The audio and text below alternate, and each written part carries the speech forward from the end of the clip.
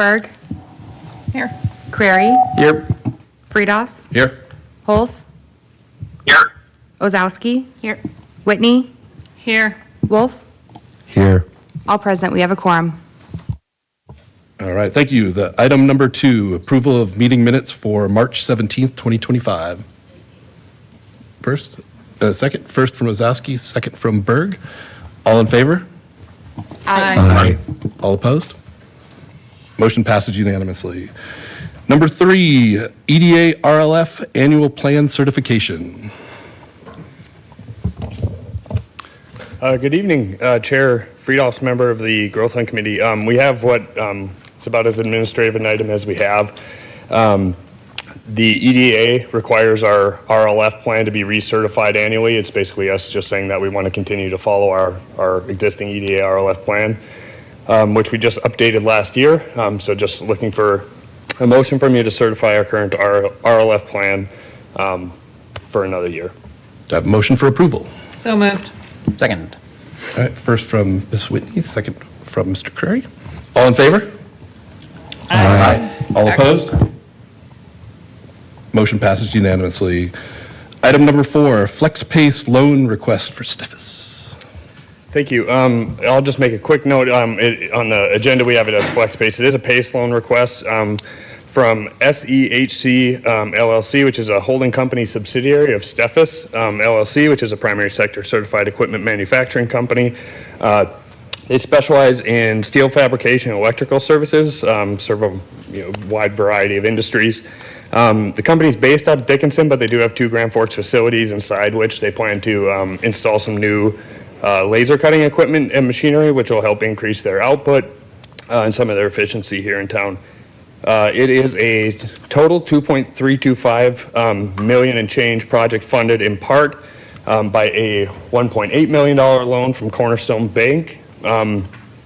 They're requesting a $86,122 growth fund PACE portion to leverage the $159,940 grant portion from the Bank of North Dakota to buy the interest rate down on that Cornerstone Bank loan from 7.25% to 2.5%. Standard growth fund terms on that would be a deferral of 5 years, then repaid in 12 monthly installments thereafter. We're secured by a subordinate UCC on all business assets for that one. And I wrote down and didn't forget to mention that this was approved unanimously by the EDC board on April 10th at their April 10th meeting. With that, I'm certainly happy to stand for any questions. We also have Paul Eidenschink from the Grand Forks facility, and of course Kevin Hatcher from the EDC for any questions. Any comments? It states in here that the average hourly compensation is $37.32 in wages and benefits. Is that like their hourly wage, or are we taking into consideration the entire benefits package? And if so, how much do they make hourly? I'll defer to Mr. Eidenschink for that one.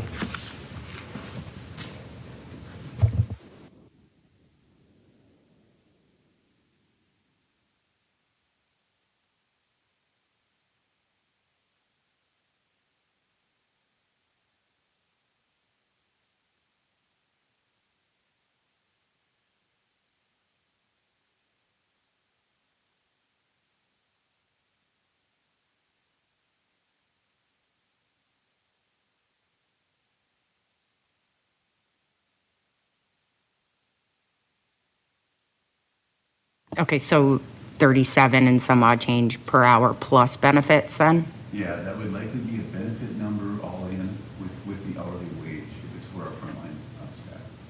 Welding positions typically pay in the $20 an hour range, just to give you a Okay.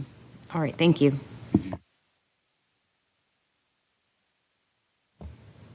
Do I have a motion for approval? First, Maybe just a comment first. Thank you for taking time and being here.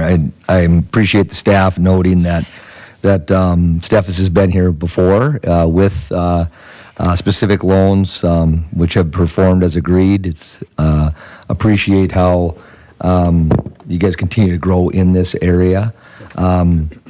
And I think that, in looking how this is coming together and with the corporate guarantee and the performance, it's structured in the right way. So appreciate that. Thanks for your investment within the region.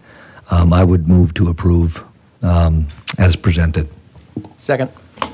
A first from Mr. Wolf and a second from Mr. Creary. All in favor? Aye. All opposed? Thank you very much.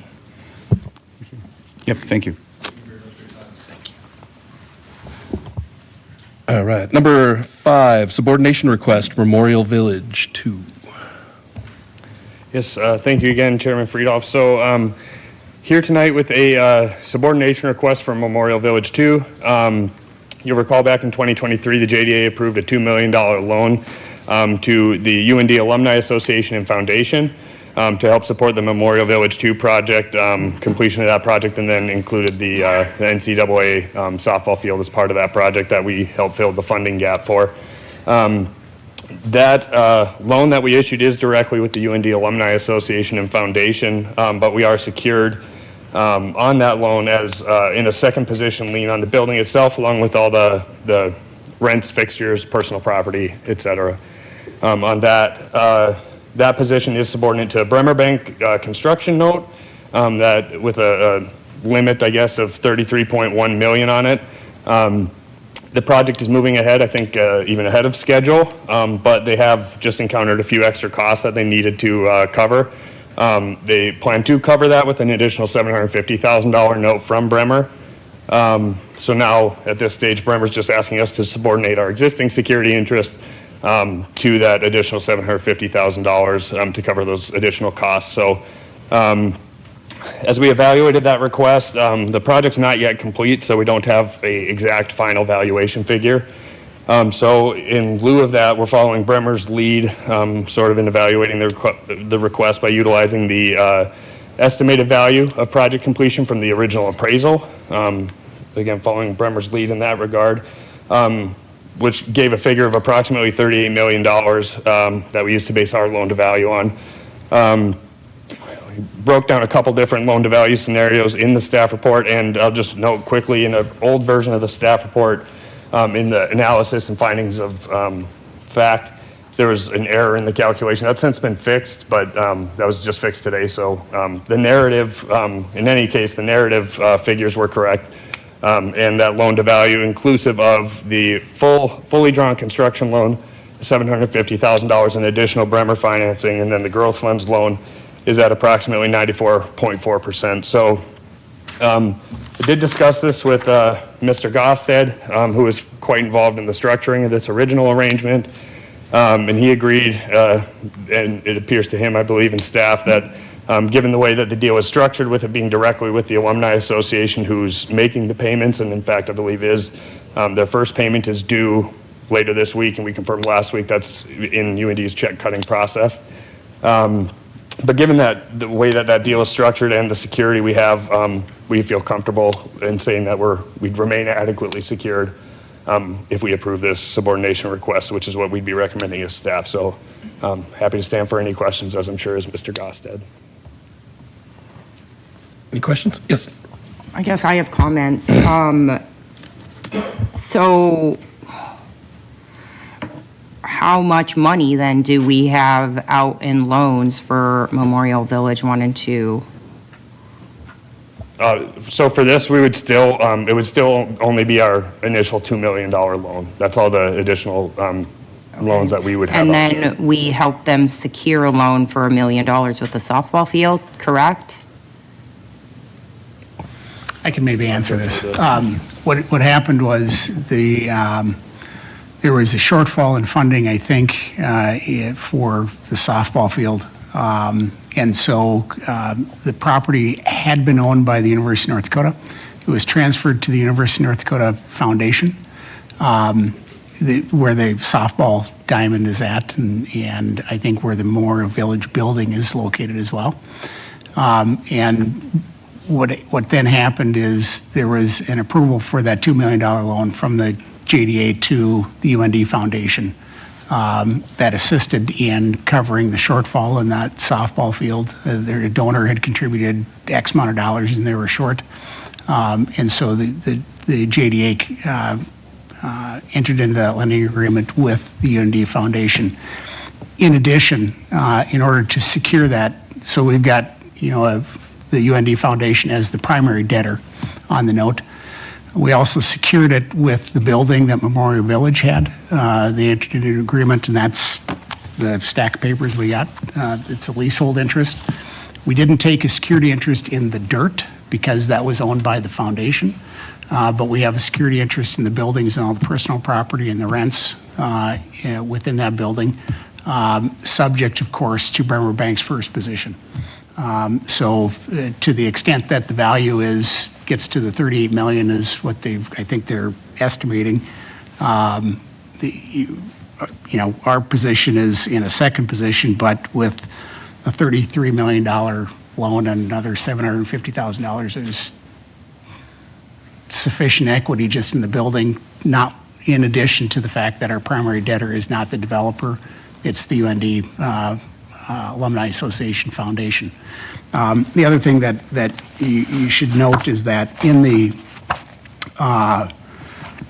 lending agreement, or excuse me, the leasehold security interest at paragraph 22, it talks about our subordination being up to, but not to exceed a $34 million loan to Bremer Bank. So if they would happen to go over, I don't think they are, but there is some limitations on what our second position would be up to the $34 million. So the long and the short of it is our loan is with the foundation, but we've got security interests in the building and property within the building as well.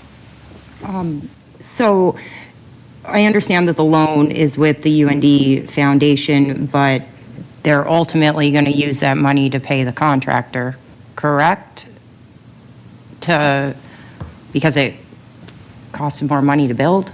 I would suspect that $2 million has already been spent, given the fact that the softball field is now is done and being used. That money was dedicated to the softball field. Okay, and just off the top of your head, Mr. Gosted, a quick question.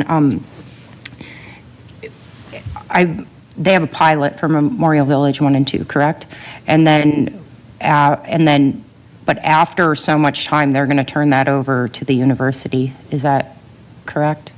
I think the softball field may be turned over to the university at some point in time in the near future by the Alumni Association. Okay. But that does not affect our loan with the foundation, nor would it impact our security interest in that building. Okay. I guess I personally disagree with this loan. I am not very impressed with Memorial Village 1 and 2 being in my ward with their lack of parking. And I believe the same contractor is up for about 3 or 4 other tax incentives at the city council. And so now I'm wondering, is this what it's going to be then with these other projects that the same contractor is involved with? I'm a little bit concerned about that. So I disagree with this. Thank you, Mrs. Oski. Sure, Fridas. Yeah. Do you guys have? No, go ahead. Okay. I think we Mr. might Rose. be looking to ask this. Just as maybe a point of clarification, this isn't a request for any money. This is literally just the request that the developer, they need more money, but the way it's structured is that we're taking a subordinate position. So they're just asking us, hey, can we also be a subordinate position to this additional money? So not an ask of any dollars from this board. That has already been agreed upon. It's already been expended. That's gone. It's just whether our position, if we're willing to, we're already a subordinate to 33 million. Are we okay tacking on another 750? And it's well collateralized by a guarantee, not only by the Alumni Foundation, but also by the actual property. So just point of clarification, correct? Yes, that's correct. Okay. With that, I would move for approval. Oh, second. Could I Oh, ask a question? yes, sir. Just so I'm clear, so the terms of the original $2 million, the interest rate and maturity date on those, do you know what those are, Mr. Gosted? I do. Let me pull out the document here.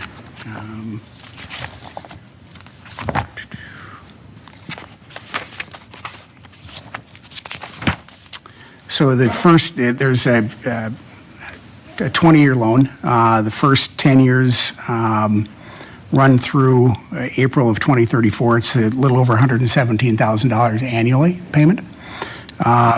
And the second 10 years, it gets completed in April of 2044. The annual payments are a little over $142,000. I'm trying to find the interest rate here. There's a different interest rate the first 10 years versus the second 10 years, and I'm just trying, oh, here it is. The first 10 years is at a 2% rate, and then the second 10 years is at a 4% rate. Yeah, thank you, Mr. Gosted. So it's a 20-year note, that refreshes my memory, and 2%, 4%. The note with Bremer, how long will that be written? How long is there's going to be construction note, permanent financing, has that been, when would it be anticipated to be figured out, permanent financing? I think I'll ask Scott Leduc, we have from Bremer here, who can maybe answer that. Good afternoon. Really matching terms, so it'll be matching to the larger first mortgage and out over a 20-year amortization. 20-year amortization, 20-year maturity? I believe it's a 5-year. 5-year balloon? 5-year balloon. Okay. Yep. So, just so we understand, we're going longer than the permanent financing, and that's been agreed to, but at a price of 2% and 4%. So that's I just wanted to remind myself on how that was set up. The loan to value on the permanent financing, there's different information here, but that from the on the first position, is this under 70%, or what roughly is the It's loan? under 75. Okay. In that 74% range. Under 75, okay, all right.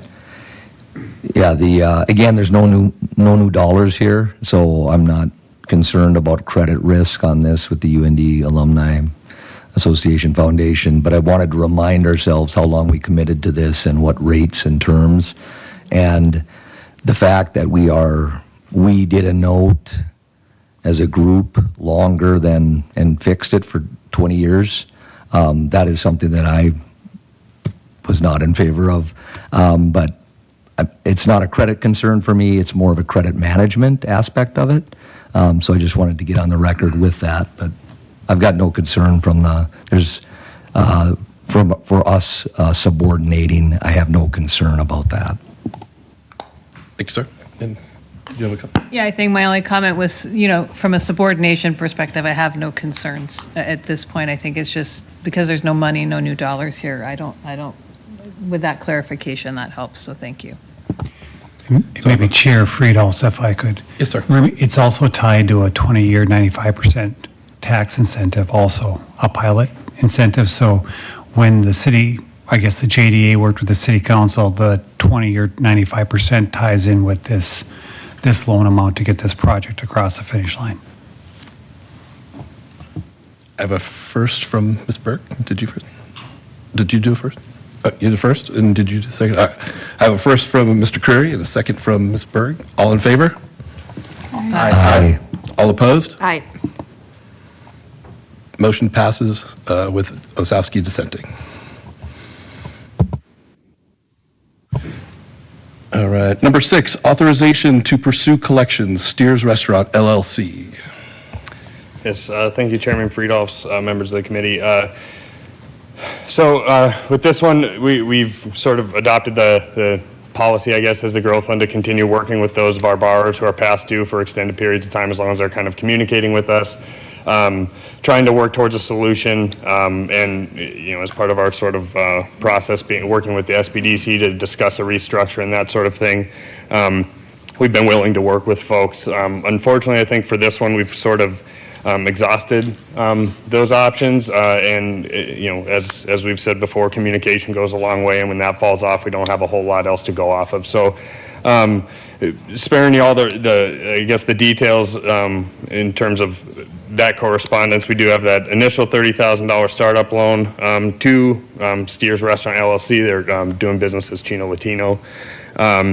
He did make that initial $9,000 payment and had some, I think, plans for trying to pay things off in different ways that just never quite materialized. We've tried to communicate with him over the past number of months and to no avail. So we're here with the sort of our standard, request or recommended action in this case, in that we declare the loan as in default. We then send a notice of default to the borrower. And then we're also looking for the authorization to sort of initiate those default proceedings, including collections with the city attorney. So I do just have a note here just to mention that taking this action doesn't preclude the borrower from working with SBDC still to present a restructure for your consideration. Should that materialize, we'd be more than happy to bring that back. These loans aren't secured. Part of the reason we don't do them anymore, but they're not secured, so we certainly would be happy to bring back any kind of proposed restructure. But at this point in the process, it does make sense, I think, to take that next step to draw this towards some kind of resolution. So I think I'll leave it there. I'm happy to stand for any questions. I want to say I think you've been more than fair with them. I think it's come up every single growth fund that we've attended, and trying to communicate. And if they're not going to communicate, I think it's past due now. So, any comments? I have a quick Rebecca. question. Will the cost of the default proceedings cost more than $22,000, Mr. Gosted? It's a great question. $21,000 is a big number, but so is collection and trying to, the judgment's a piece of paper that says that you're victorious in seeking the collection, and then you have to go out and try to find the assets to try to collect on it. So it's not, the fact that you get a judgment doesn't mean that you can take that to the bank and convert it to cash. So this is probably not a task that I'm going to perform in my office. I'll probably have an associate that'll work on it to try to keep the costs down as much as possible. And in some of these numbers, you can go into a small claims court as well, but you can only go into small claims court up to $15,000 amount. That's a much more streamlined process. There's no appeals. It's very efficient for very small amounts that are outstanding. But you'd have to take a little bit of a haircut if you wanted to just pursue the small claims on some of these. You'd lose some of that money. You might gain something with respect to the amount of the cost and expense to do so. So we will evaluate that. We'll try to keep the costs as low as possible. With that said, I think there's probably some policy decisions that this board and the JDA would need to make, because if you don't pursue collection, then that becomes the standard with respect to further transactions involving the JDA that you may not want to establish. Okay, so if we, approve this today, and if this cost starts getting out of hand, then you can maybe let us know so we can, I don't know what happens then at that point. But regardless, they will no longer be eligible with us, correct, under this operating company, correct? So the program itself, we don't offer anymore, Right, Startup okay. Grand Forks, so no one would be eligible under that program. I don't think we would bring any kind of request forward from this business entity to this body for its consideration. I think that'd probably be a waste of time. I guess I move approval as long as we keep our attorney costs down. Was there any more comments? I have a first from Ms. Ozowski, second. I'll second it. A second from Ms. Whitney. All in favor? Aye. All opposed? Motion passes unanimously. Number 8, information only, past due loan amounts, or updates. We're on number 7. Oh, checked off on exit. Information only, Accelerate Loan Program. Thank you, Chairman Friedhoff, member of the committee. So this is just sort of a primer, I guess, for what we hope is an action item next month for considering some of these loans. But just as a refresher, our Accelerate program, or the origins of it, date back to 2020, around which time the 2019 legislature established the LIFT program. That acronym has changed the words in it, but largely it's a program that's meant to support technology advancement and commercialization of intellectual property in the state of North Dakota. Back in that first batch of LIFT recipients, we had a couple Grand Forks companies. We had several Grand Forks companies be successful, but we had two that then requested of the JDA, sort of as a considered ways to participate locally in that space.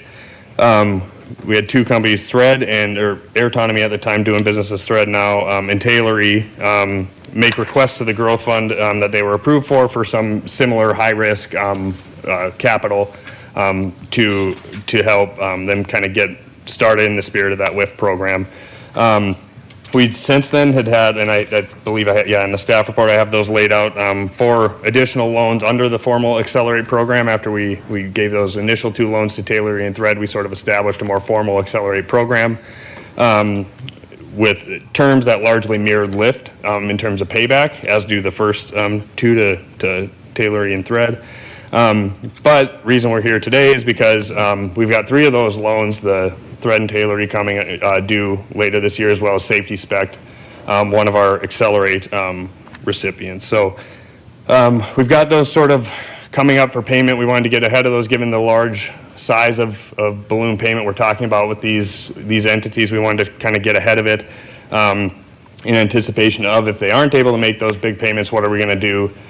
So we're not kind of trying to catch up. We have had those meetings with each of those companies. Each of them have indicated that they're going to need to request at least some form of modification.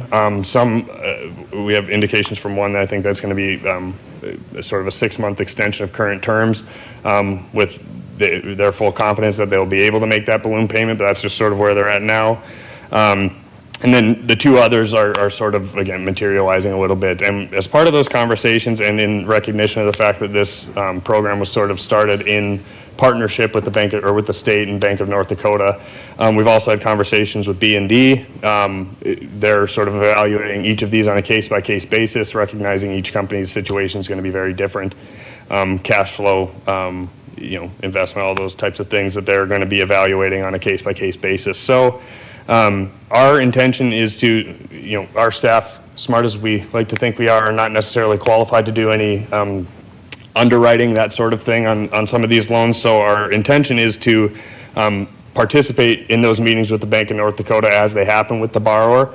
The loans are unsecured, as are B&D's LIFT funds, so it makes sense for all of us to be at the table at the same time to develop a workable modification of some sort to make sure all parties' interests are represented. So that's our intention here, is have B&D sort of participate and cover the, to the extent possible, right? They're not going to put a stamp of endorsement that this plan will work out, but if we can at least participate in those conversations, make sure our interests are represented in any kind of workout plan or loan modification that's proposed, we'd then bring that restructure or loan modification or whatever it ends up being to this body for its consideration. Like I said, we're working with those companies as we, over the next coming weeks. We have been talking to them. We'll continue to and bring those forward for your consideration. Ideally next month. 2 of them I'm fairly confident we'll have for next month, hoping the 3rd as well.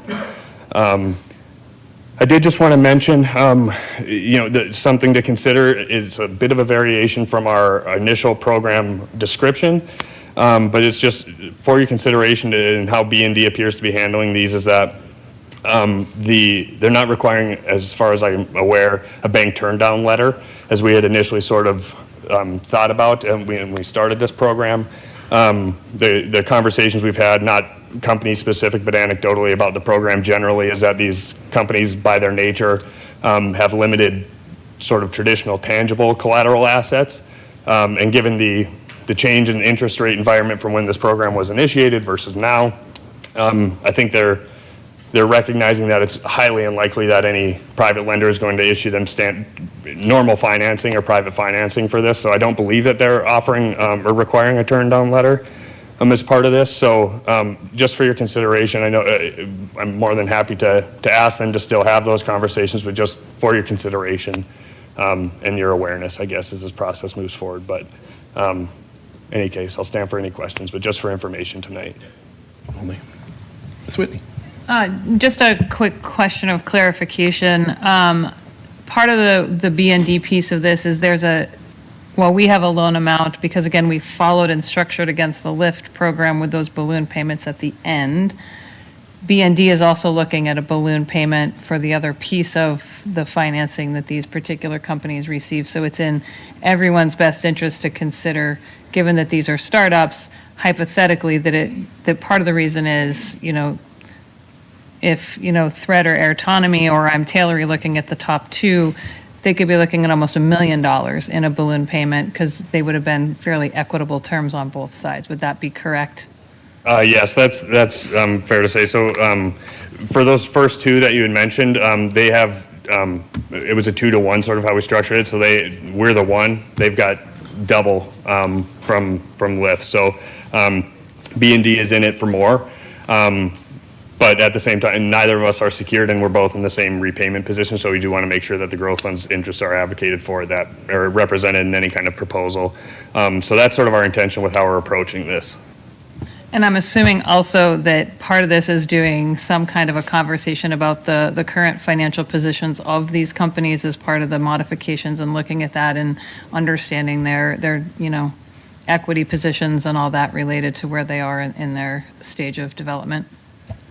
Yes, that's part of our staff's, I guess, outlook in participating in those conversations with B&D is they're probably much more qualified than we are to dive into those weeds and sort of fold that all into a broader request or broader proposal. But yes, generally that's sort of the thought process is we want to be privy to the same information that B&D has and it be part of those conversations at least as they're happening if we can. Excellent, thank you. Thank you, Ms. Whitney. Any more comments, questions? Yes, sir. Maybe a couple of comments. So again, when we discussed partnering with the state and putting together a program to try to accelerate growth, this is typically what you see. These are exciting opportunities, and they're trying to grow something special and not uncommon to where we would be at this point and there would be an extension request. So I wanted to just ground ourselves and remind ourselves of that. With that said, when a plan changes or there's something that hasn't gone according to plan, I do appreciate hearing that. I think this has been it's been really a kind of a partnership with these companies, the bank, the state, and us locally. I think us being in the conversations with the Bank of North Dakota, with the client, is prudent and important.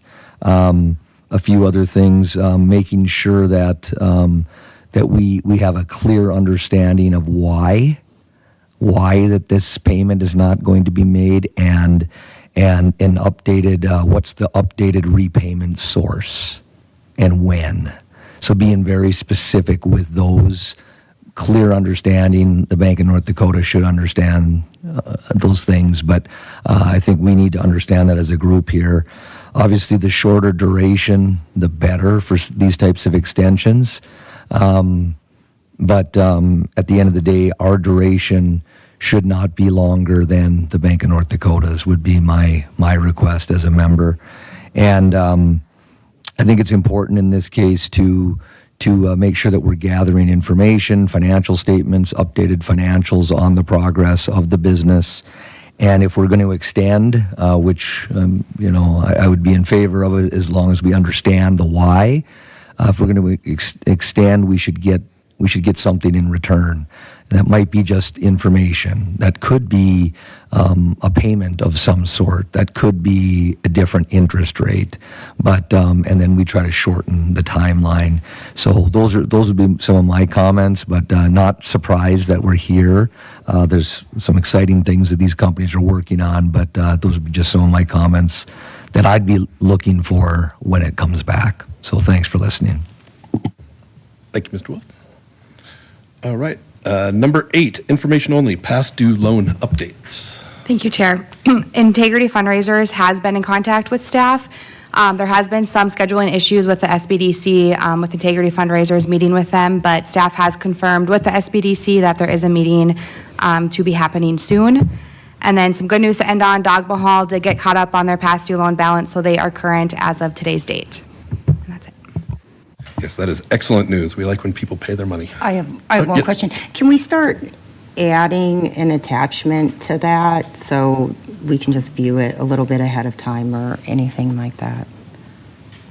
And if there are no other questions, I move adjournment. All right. I have a first for adjournment. Second. All right, anyways. Second. We're adjourned.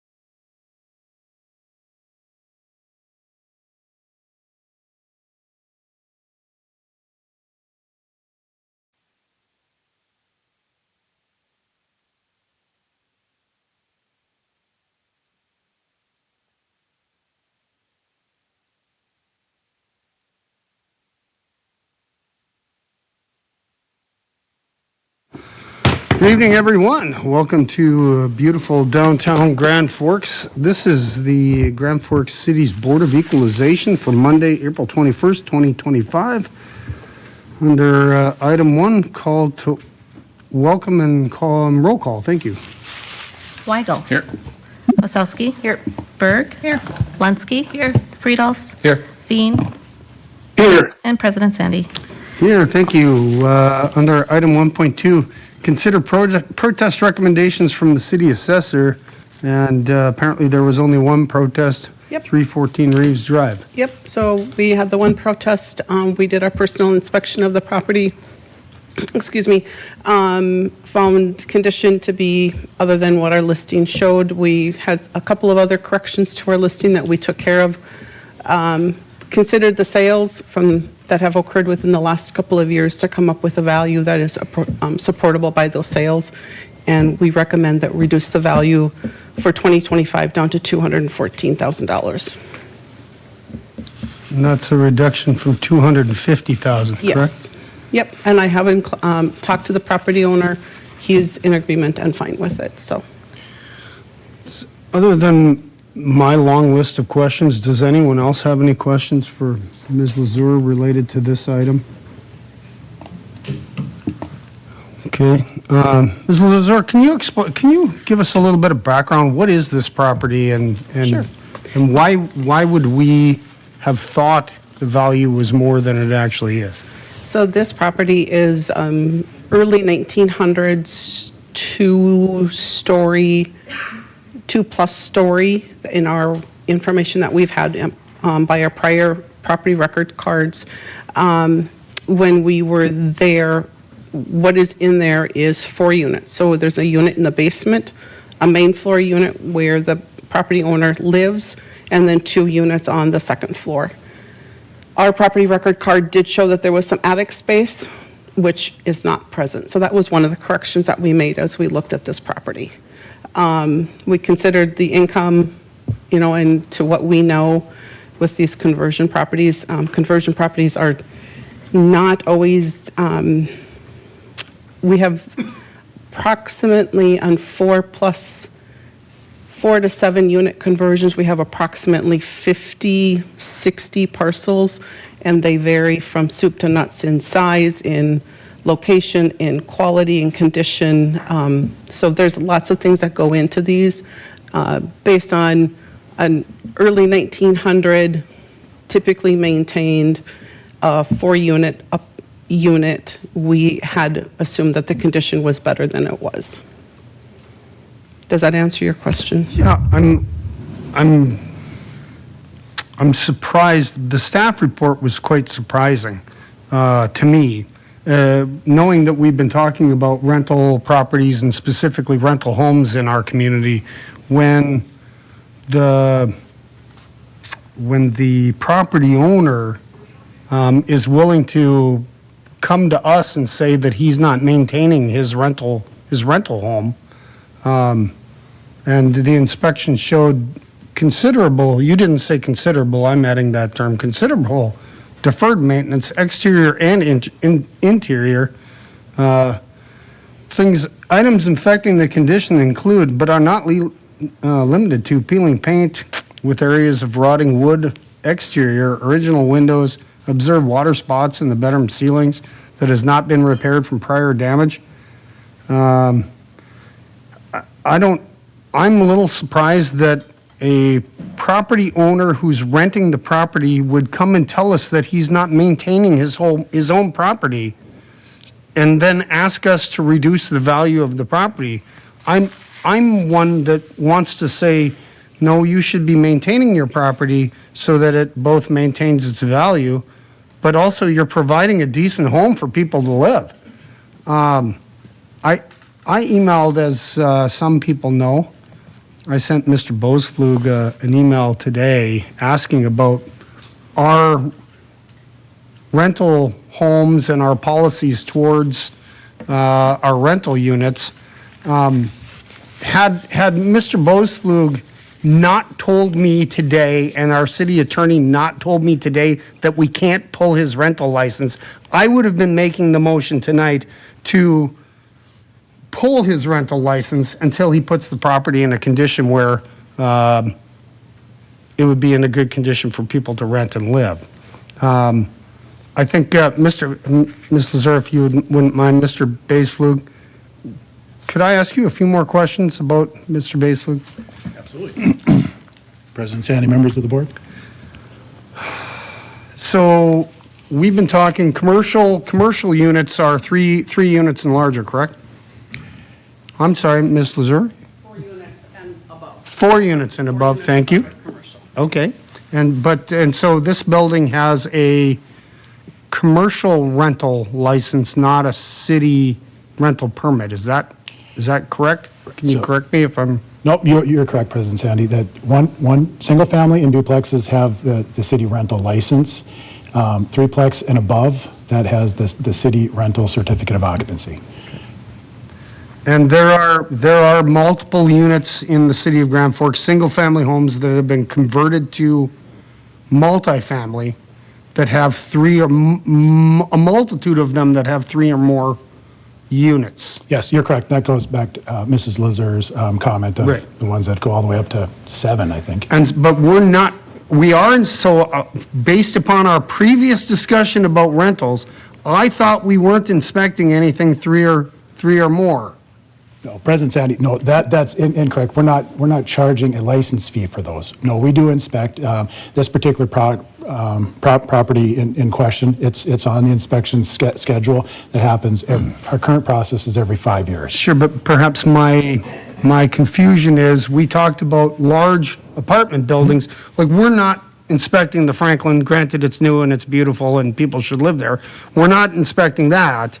No, But if I had misspoken, President Sandy, we are. Oh, we are? Yeah, we haven't, I mean, that's a brand-new building, so we haven't, that hasn't been, it had its certificate of occupancy as it was built, but that then is thrown into the program, so that comes up. That won't come up. The certificate of occupancy was issued for Franklin on 4th earlier this year, so that won't come up for 5 years, but it gets thrown into the process. And any time that there's a conversion that we know about, once we find that, we throw that into the schedule. It's just, they're not being done every year. They're on a rotating basis. Sure, very good. I'm sorry. If anyone wants to ask a question or interrupt me, you just let me know. It's no problem. Okay. So great. We're inspecting large multifamily. We're also inspecting the single family. At what point, when do we have a minimum standard that single-family homeowner rentals must maintain their property to? President Sandy, members of the board, there's about 10 different criteria. I don't have those in front of me, but yeah, egress, life safety systems when it comes to smoke detectors, CO detectors, GFCIs. So those are the minimum standards that we have. There's minimum standards in addition if somebody requests to turn their single-family dwelling or into a rental unit. We go out, we assess that to make sure that they comply. If they're not meeting the standards when it comes to egress or life safety, we require them to have those. And as we go through on that 5-year cycle, that's what we're checking for again. Okay. So in knowing that we have a long and busy council meeting coming up, I'm going to move on, but I'll make a couple statements. I think we have to figure out how to get on an annual inspection for the single-family homes. And I think we should strive, our community should strive to do better than the minimum. I understand people who own rental homes they do it to make money, and I have no problem with that. But I also think that this is a perfect example of, as I said in my email to you, dozens, if not hundreds, of single-family rental homes around town that just simply aren't being maintained to a level that people would be proud to have those in their neighborhood. And I think if they were maintained to a level where people are happy to have them in their neighborhood, we'd have fewer people complaining about the single-family rental homes in town. And so I'd love to see us, with following all legalities possible, I'd love to see us come up with some sort of standard that's better than the bare minimum. because I think we owe it to the renters in our community. We know we have a difficult situation building single-family homes for sale. The builders aren't building specs the way they used to. There are fewer and fewer homes available, single-family homes available. And so the single-family rental market is booming. But many of the owners just simply aren't taking care of it. And if we can't get owner occupied, at a minimum, we should make sure that if they're renting a home, the home is maintained to a reasonable level that is good for them and good for the neighborhood. I'm sorry to be preaching tonight. Thank you. So, does anybody have any thoughts about 314 Reeves Drive? Yes, Ms. Berg? So I believe we need to be within 90 to 100% of the true value of the property. Is that correct? State law is that our median value of our sales ratio study falls between 90 and 100%. We've done that. Each property, when we're looking at medians, we're going to have some that are a little less than that and some that are going to be a little more than that. And so we're looking to try and be as close. We try to be close to 95, but we know that we can't always be there. And for equity reasons, there's also reasons that we might be off of that 95%. So at this time, this would be about 95%? That's my yeah. I think if I was to look, those sales would tell us 100, more closer to 100%, and so we're a little bit less than that. Sure. With that, I move approval. Is there a second? Sure. Thank you. Second by Weigel. So our city assessing department is saying that the new true and fair value is $214,000. There's a motion and a second. Further comment? Hearing none, all those in favor signify by saying aye. Aye. Aye. Opposed, same sign. Motion carries unanimously. Thank you. Thank you for appeasing me tonight. Item 1.3, certified 2025 annual assessments to county auditor.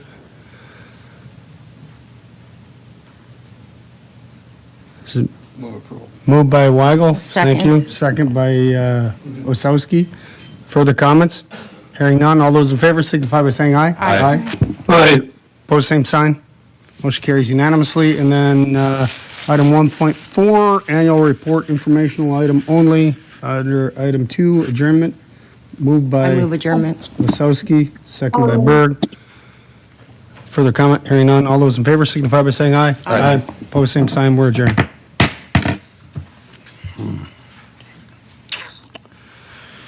Okay. Good evening, everyone. Welcome to beautiful downtown Grand Forks. This is the Grand Forks City Council's meeting for Monday, March 17th. Under item 1.1, welcome and roll call. Weigel. Here. Osowski. Here. Berg. Here. Lensky. Here. Friedels. Here. Sandy. Here. And Veen. Here. All present, we have a quorum. Great. Item 1.2, Pledge of Allegiance.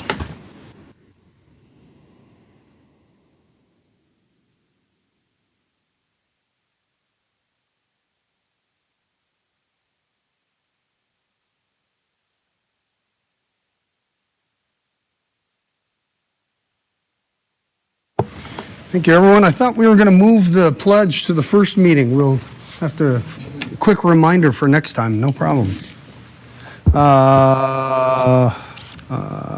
Ms. Storstead, are you reading? Who's reading the agenda tonight? I'll just read 1.3, mayor's announcements. I have none. Mayor's not here. Mr. Phelan, do you have mayor's announcements? Okay. I can go on then to awards, presentations, appointments, proclamations. 2.1 is the community water fluoridation presentation. Mr. Phelan? Council President, Sandy, members of City Council, here we go. So I just want to kind of go outline how we are proposing to move forward. So under the presentations, I've also worked with Councilmember Osowski. So the first two gentlemen, Mr. Cole and Mr. Conant, they're going to present, they're going to, I think, advocate for removing fluoride from the water. And then we also have a state representative, Mr. Wavra, and he's with the Department of Environmental Quality, and he's in charge of the drinking water program, which, you know, we have to be certified for in the city of Grand Forks. Our water treatment plant manager, John Fred Gatz, he's going to provide you an overview of what we do in the city of Grand Forks. And so there's a presentation attached there. And then the Northeast District Dental Association would like to present to you. I'm not sure how many of those folks are going to come up and present or if they've organized themselves. So if you're from that group, that would be your cue to, if you want to present under that item. And I think they will be generally in favor of keeping fluoride in the water. And then if you look under action items 5.1, the Board of Health did take up this issue within the last 2 weeks. There was a vote to keep it within the water and a vote with that. So I wanted to provide a opportunity for a presentation, but then also for further action. And just so this council knows, I think within the last year or so, you did vote to keep fluoride in the water. So with that, that's how we've arranged thing. And maybe with that, Councilmember Osowski, the first two folks are from you, and I don't know if you want to do a little preamble or introduction for them. I guess I don't know why my name gets put on the presentations. Yeah. No one else's name ever gets put on their presentations, so I find that a little odd. We have Dr. Cole here. He's going to speak a little bit. I'll let him introduce himself. Is Dr. Cole online? Yeah, that's him. Thank you. Hello, Dr. Cole, can you hear us?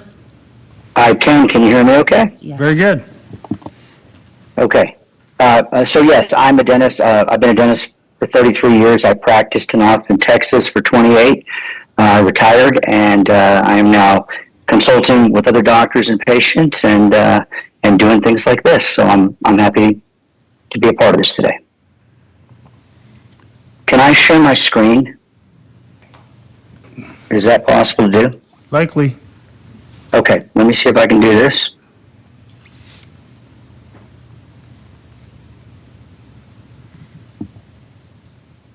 So, when I do share, it won't show my whole screen here. I've got my thing on here, so I don't know if you have to give me permission or... Dr. Cole, this is Todd Phelan, the city administrator. Were we able to get your attachment? We could run it from here too, if you'd like. Okay, yeah, I did send the whole thing. Have the presentation? Yeah, I sent He it. sent it. Okay, so we'll just, Holly, are you in the back? Can you pull up his presentation?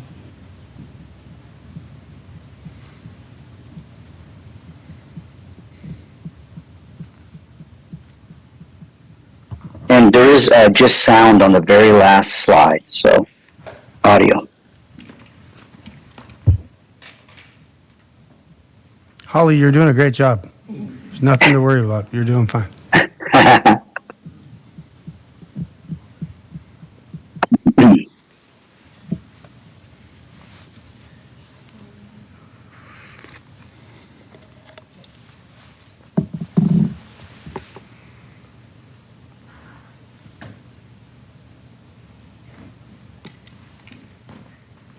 Dr. Cole, we see your presentation, and as you want to go, I can keep moving your slides forward as you present. So, but I can't see the slides at all. Is there a way We you don't can- have them on our Oh, screen either. perfect. Now I see it.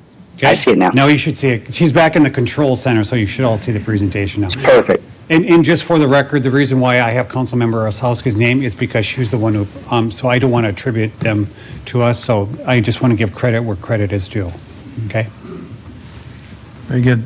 Dr. Cole, after you, sir. Yes, okay, so I will begin. If you want to go to the next slide.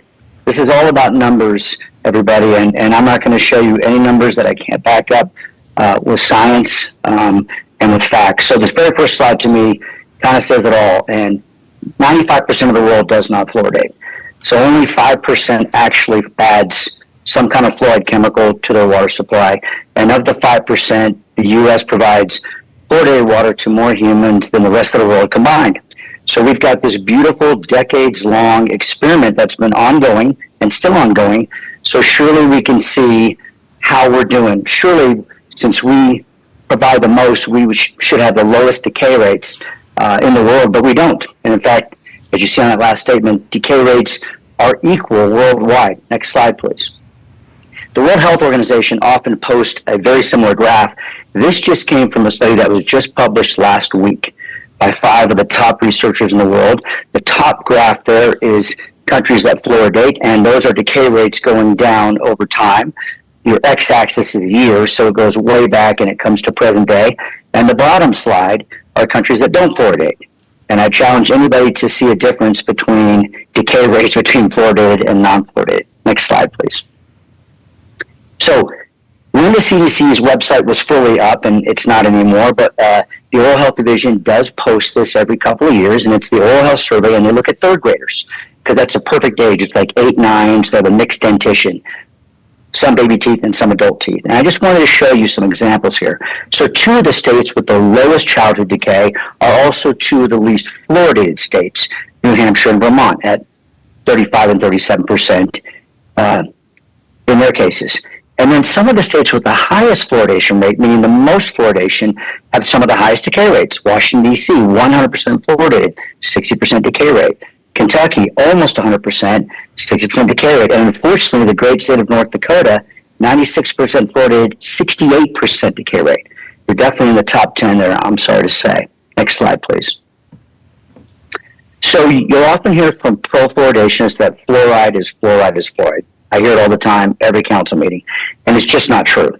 And in fact, this was proven back in 1975 by Johannes Westendorf in Germany when he was studying silicofluorides, which is what is added to 90+% of all the water supplies. It's hydrofluorosilicic acid. It's not calcium fluoride. It is a waste product from the fertilizer and aluminum industry. And it's very toxic. In fact, it's so toxic that the EPA will not allow it to be dumped in landfills or to be vaporized up into the air.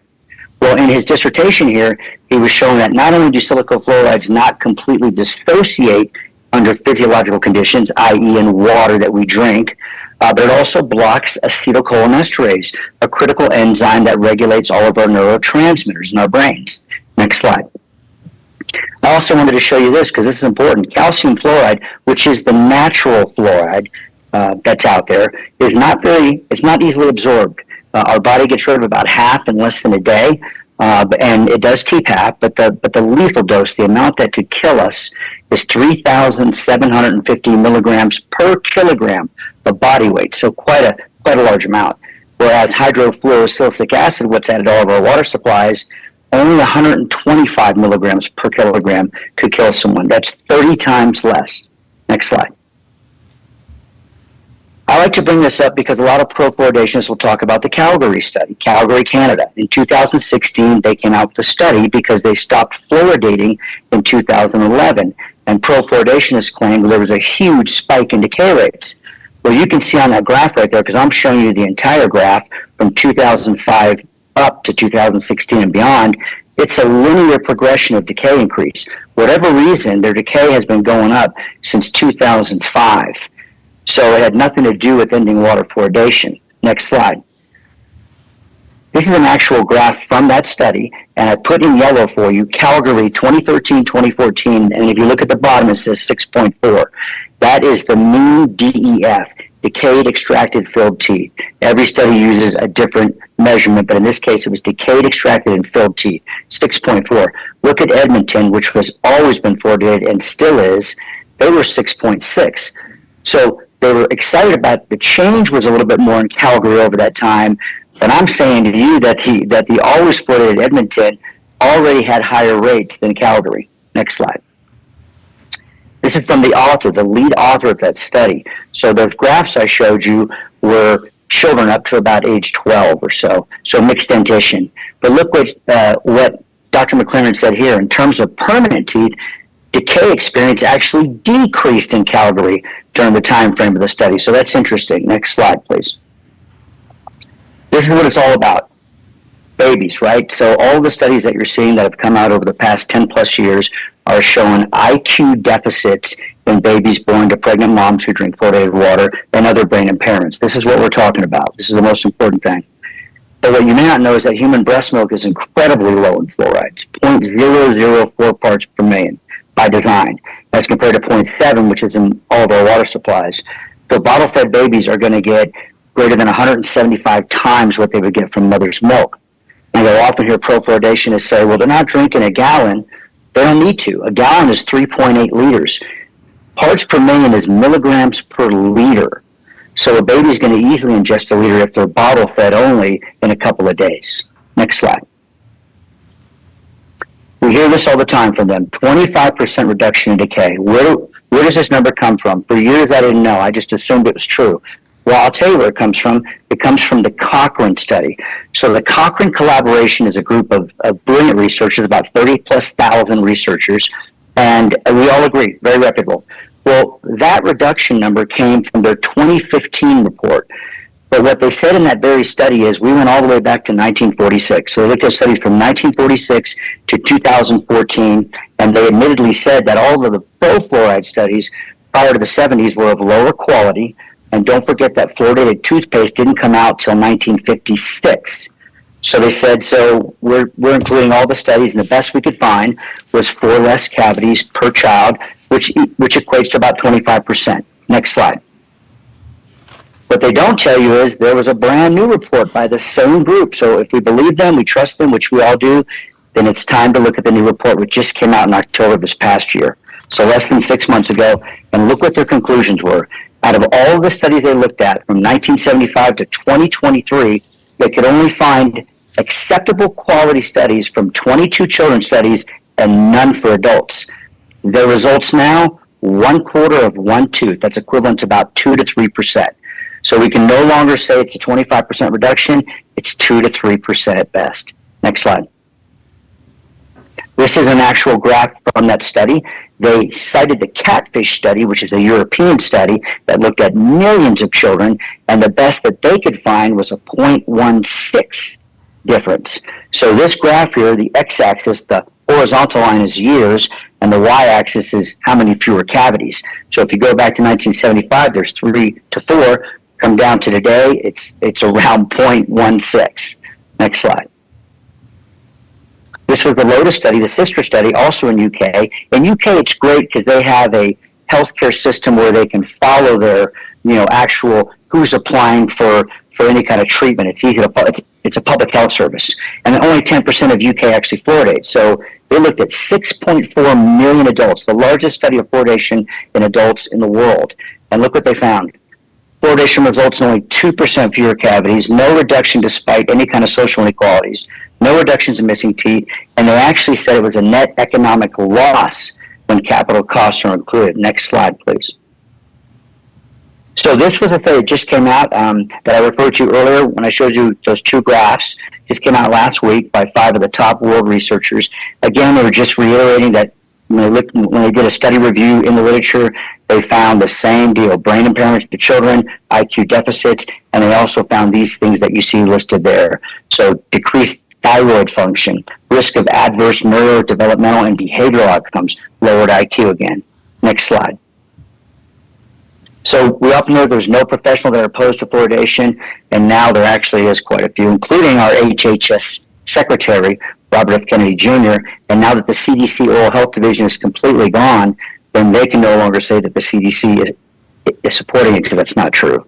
The Florida Department of Health and Human Services, the Florida Surgeon General, Joe Latipo, Harvard trained, a specialist in this kind of research, and a host of toxicologists, epidemiologists, Nobel laureates, and about 19 health professional groups, including the International Academy of Oral Medicine and Toxicology. Next slide, please. These are groups that used to endorse fluoridation and no longer take a position, so you won't see them on any endorsement lists anymore. So some pretty important groups there. Next slide. This is my last slide, guys. It's 15 seconds. There is sound. This is, at the time, the oral health director, the highest guy of the oral health division in the CDC. So this is the guy that would be behind, always promoting water fluoridation, and he was being deposed by our next speaker, Michael Connett. This is from 2018. It speaks for itself. You'll hear it, plus there's words on the screen. Please run it.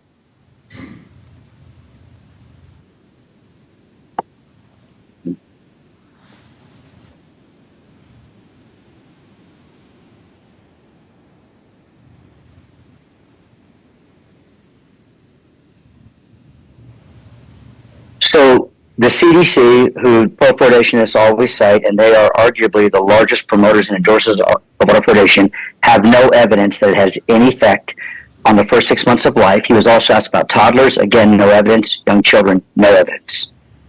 And I thank you for your time. Thank you, Dr. Cole. Appreciate you being here tonight. I tried to stay within 10 minutes, so I hope I did it. You did just fine. Thank you. Okay. Next on the agenda, Michael Cannett. Council Doctor? President Sandy, I think when I talked to Councilmember Osowski earlier today, he may have a conflict, so he may not be able to be here till 6:15, and I don't see him on the screen. So what I said, we'd audible and go to Mr. Greg Wavra, who's with the Department of Environmental Quality, and he'll provide you an overview of what the state regulations are. There was a debate at the state legislature, so he'll be able to give you an update on that. And, what are requirements for the city of Grand Forks. So with that, I'd hand it over to Greg, if you don't mind. Thank you, Mr. Wavra. Thanks for. Yes. Well, can you hear me? Yeah, good evening. All right, thank you. So yes, there was a House bill. It was 1605 that came up this legislative session about fluoride and removing it statewide. Same that's come up many other states around the country here. During that time frame, I guess the department itself is neutral on this. Again, fluoridation is added to the water, I guess, at the behest of the city. At some point in time, the city of Grand Forks decided to provide fluoride into the drinking water. And at that point, what the department does here is we review the plans for the equipment that's used to add the fluoride, make sure that it meets the standards for drinking water.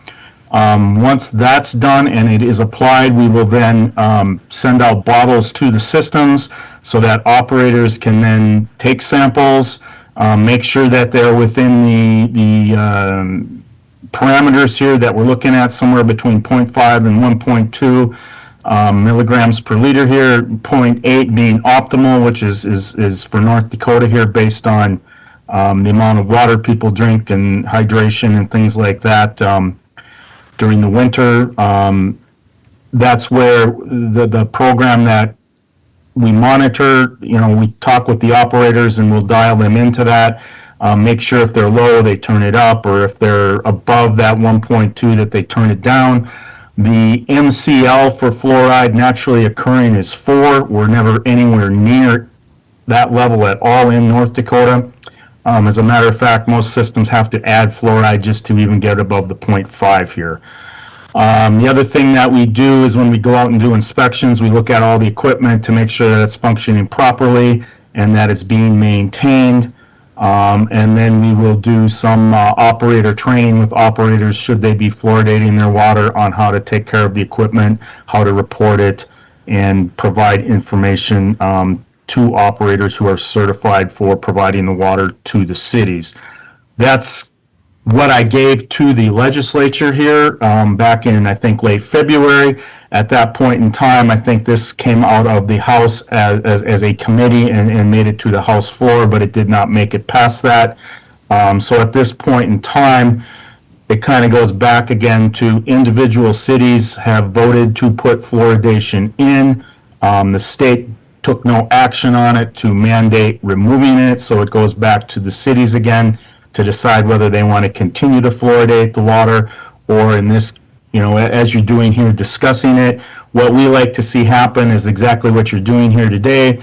Make sure that it's posted on your city sites here, so that during the city council meetings here, you get the full understanding of what's happening and just not push from one side to either remove it or to add it either. So again, it's a city choice. It's not a Safe Drinking Water Act requirement, which is what my program is tasked with maintaining. But because it is added to the water supply, we do monitor and work with it, and again, make sure that the equipment is running properly.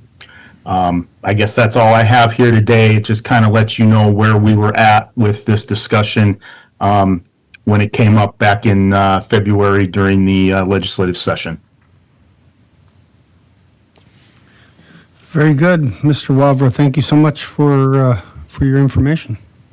Thank you.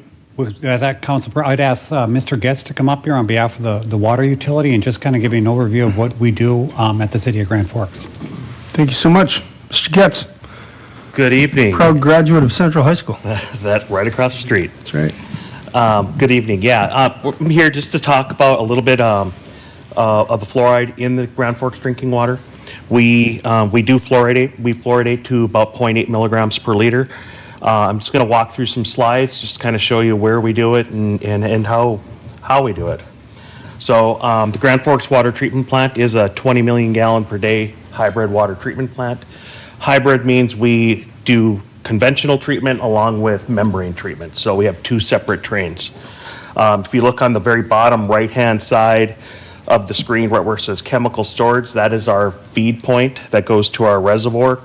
That is our feed point for fluoride. Again, just another look of our process that we go through. The conventional treatment is on top, membrane treatment's on the bottom, everything mixes at the very end. We introduce fluoride at 0.8 milligrams per liter.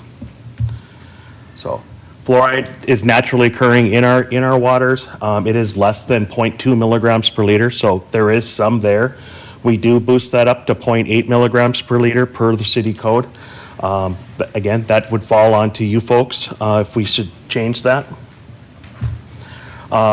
Annually, we spend $45,000 to $50,000 on fluoride throughout the year. That also depends on our pumpage, how much water we're using. That could go up. So, and we do, as the doctor said, we do feed hydrophosilic acid in our drinking water. For my last slide here is I wanted to talk a little bit about one of our suppliers in Grand Forks. We do supply water to the Grand Forks Air Force Base, and one of their directives from DOD is that they require fluoride in the drinking water. So I don't know what happens if we don't supply them with drinking or fluoride in the drinking water. I was in contact today with base utilities and some personnel with the Grand Forks Air Force Base. They currently don't have any means of doing a fluoride addition to their drinking water. What they told me is, especially base utilities, they're distribution operators, they supply water, they're not treatment operators. So if they did want to introduce fluoride to the drinking water system, that may fall onto the base personnel, but that also has to go through directives of DOD and the Grand Forks Air Force Base. So not sure how all that is gonna shake out, but that's really all I had for slides. And I'll take any questions if anybody has any questions on the drinking water. Ms. Osowski? Yeah, do you guys have to wear hazmat suits when you handle the fluoride? We do put a suit on when we go in there to change hoses or do maintenance. Fluoride is very corrosive, has a low pH. It will burn you. When they offload the product, they also wear a protective suit, yes. Just out of curiosity, with how acidic it is, do you think it might be doing some damage to our infrastructure? By corroding away at pipes, things like Infrastructure that? in the distribution system or infrastructure within the treatment facility? Within just the city of Grand Forks, our general water infrastructure. I mean, if we're dumping a corrosive material into our water, there has to be, it must be corroding the pipes somewhat. So I take offense of dumping. We don't dump, we dose. And we're dosing at 0.8 milligrams per liter. And at 0.8 milligrams per liter is deemed safe via public health, Department of Equality, that you heard from Mr. Wavra. So no, we do not have any issues with corrosiveness within our building or the distribution system because of dosing fluoride. All right. Thank you. Thank you, Mr. Getz. Good to see you. Appreciate you being here tonight. And thanks for what you do for our city. Thank you. Yep, Mr. Field? Council President Zani, I think right now, I don't see, I think we'll go right to the Northeast Dental Association. I know they were going to have some representatives here that wanted to speak, and so with that, I think this was their part of the presentation. So with that, I'd turn on this microphone that anybody who wants to represent that organization. Certainly. Thank you, Mr. Phelan. Please just state your name for the record, please. So, my name's Cole Ryhovsky. I'm a general dentist in town here. I'm currently the president of the Northeast Dental District, which is a subdivision of the North Dakota Dental Association. And our stance as a division and the state stance is the same stance as the American Dental Association, which is that they're pro-fluoride in the water at optimal levels, which we've talked about, 0.7, 0.8. The American Dental Association releases like a paper article almost monthly that they are stating almost monthly that they stay on this stance, that is safe and effective at reducing dental decay. With that, so just as the president, I'd say that's our stance for the dentists in this area. Personally, I do see, patients every day. I would say weekly, if not daily, certain times of the year, we have new patients that come in with dental decay that has caused some sort of abscess or pain. If it's a daily or weekly thing now, increasing that, where, there's be more patients in pain, seeking treatment from providers in our community, which especially, there is a dental shortage for providers, especially for maybe low-income state insurance patients. And for that, I would see it as a great tax for the city, and especially for those patients struggling to get in and get care. So that's what I had to say. We do have Jackie Nord here too. She's a dentist that has worked in public health her whole life, and she had a few comments as well, I think. Thank you, Doctor, for being here. Dr. Nord, good evening. Thank you for having me. It hasn't been my whole life. It's only been 17 years of it. I'm a practicing dentist in North Dakota. I see Minnesota patients as well. I don't have a fancy slideshow. I'm not going to bore you with stats. I've sent you all the stats that mean the most to me. But what I'd also like to point out is how you have dentists in the Grand Forks community here today trying to put ourselves out of business, essentially, or at least slow down business. This is us coming together and saying that we care about children, we care about the health of our community. We also have pediatric providers, not just dentists, but the pediatric providers are here today too, to support us, and they wrote you a letter as well. I like to use it metaphorically that fluoride in the water is seatbelts in your car. Going to the dentist is like an airbag. Just because we invented the airbag doesn't mean we got rid of the seatbelts. I think if you can let that sit and understand how important it is for the fluoride in your water as well as regular dental visits. The last thing I'd like to remind you is this is generational.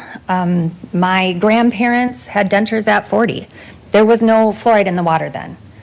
When my parents were growing up, they had fluoride in the water, but very little preventative care. They didn't see a dentist every day. I think some of you guys can relate to this. My parents now have crowns, bridges, fillings. I'm 43. I've had fluoride in my water the entire time. I've had preventative dental care. I've had the fluoride varnish. I've had the fluoride trays. Maybe 4 cavities total, and that's my own fault. Mountain Dew was available also. But just it's a different time. Your providers all care very deeply, and thank you for letting us speak tonight. May I ask you a question? Do you guys recommend ingesting the fluoride? As drinking water, absolutely. Yep. But just as drinking water, so if I came to your office, you don't recommend I swallow this? I would recommend you swallow the water that we use in the air water syringe while we're doing your fillings. I would never recommend. I spit most of the time, when they have the little suction thing. But I guess, when you go in for the fluoride treatment, most of the time they give you a rinse, you swish, and you spit out. That's not the vacuum. case anymore. Now it's So- fluoride varnish. So we paint it on the teeth, and you can get up in the chair. You can eat or drink right afterwards. Right, but do you recommend consuming fluoride?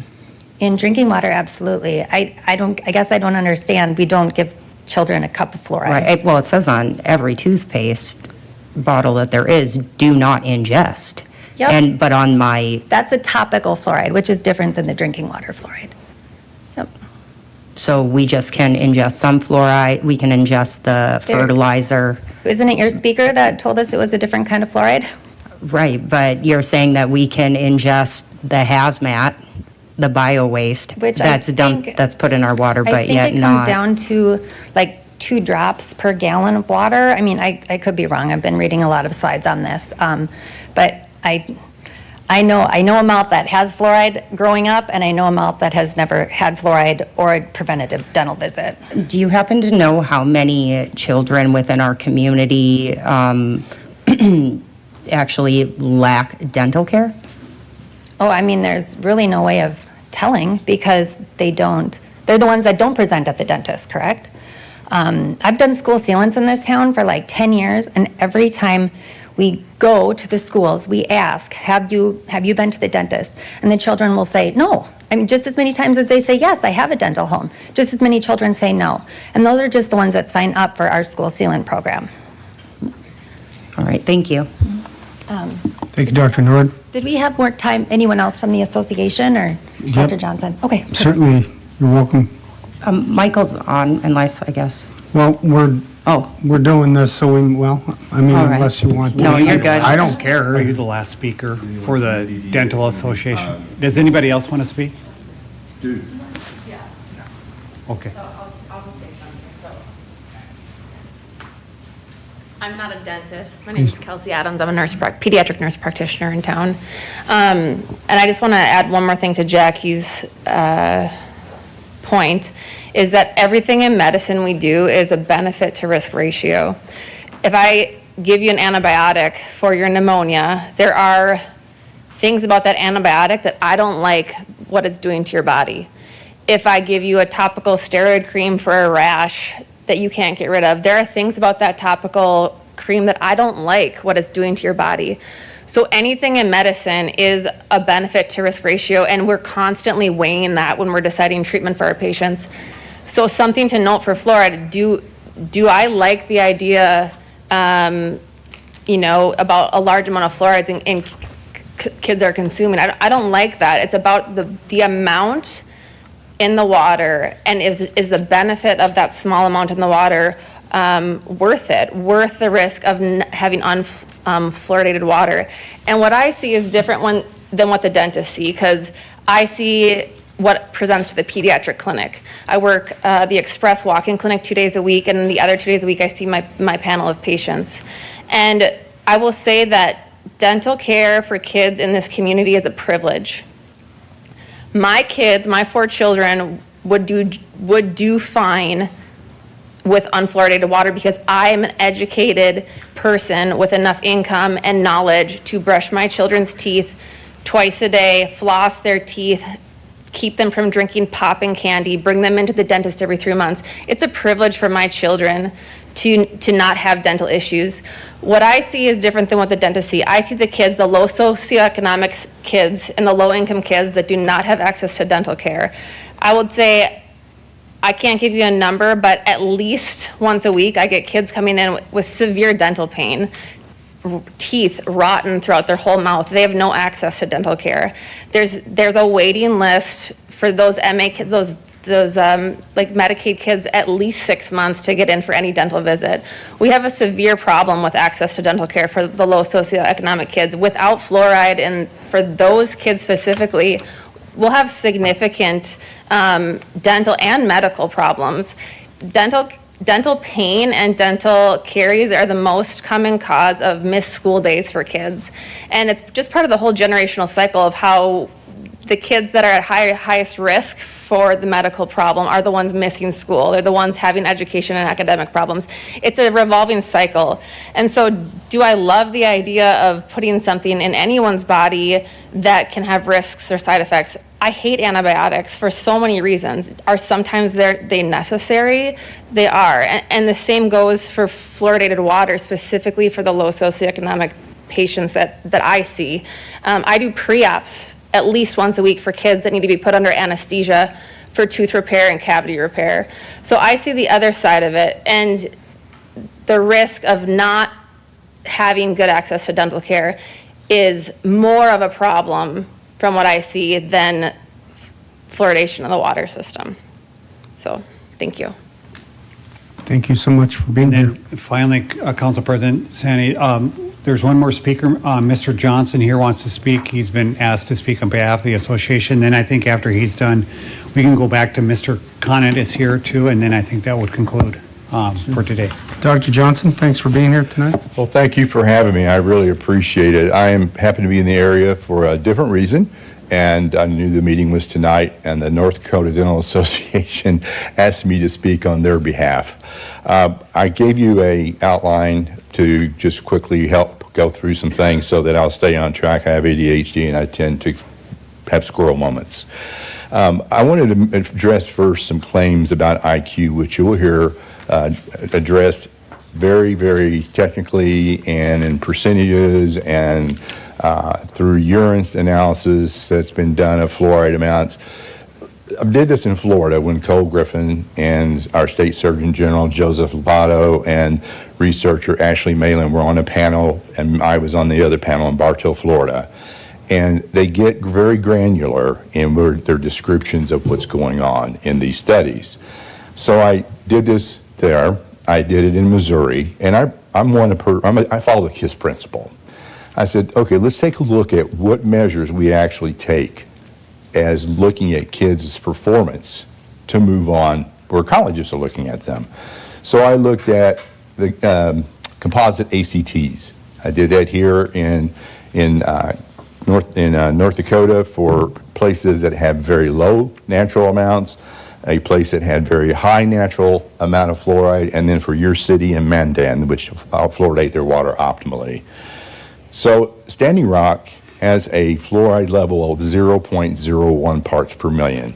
According to the IQ researchers from Canada and one from the U.S., University of Florida, my alma mater, they would tell you that people who have very low levels of fluoride in their water will have better IQ outcomes. They will have higher IQs because fluoridated water is dumbing them down, in a very plain way to put it.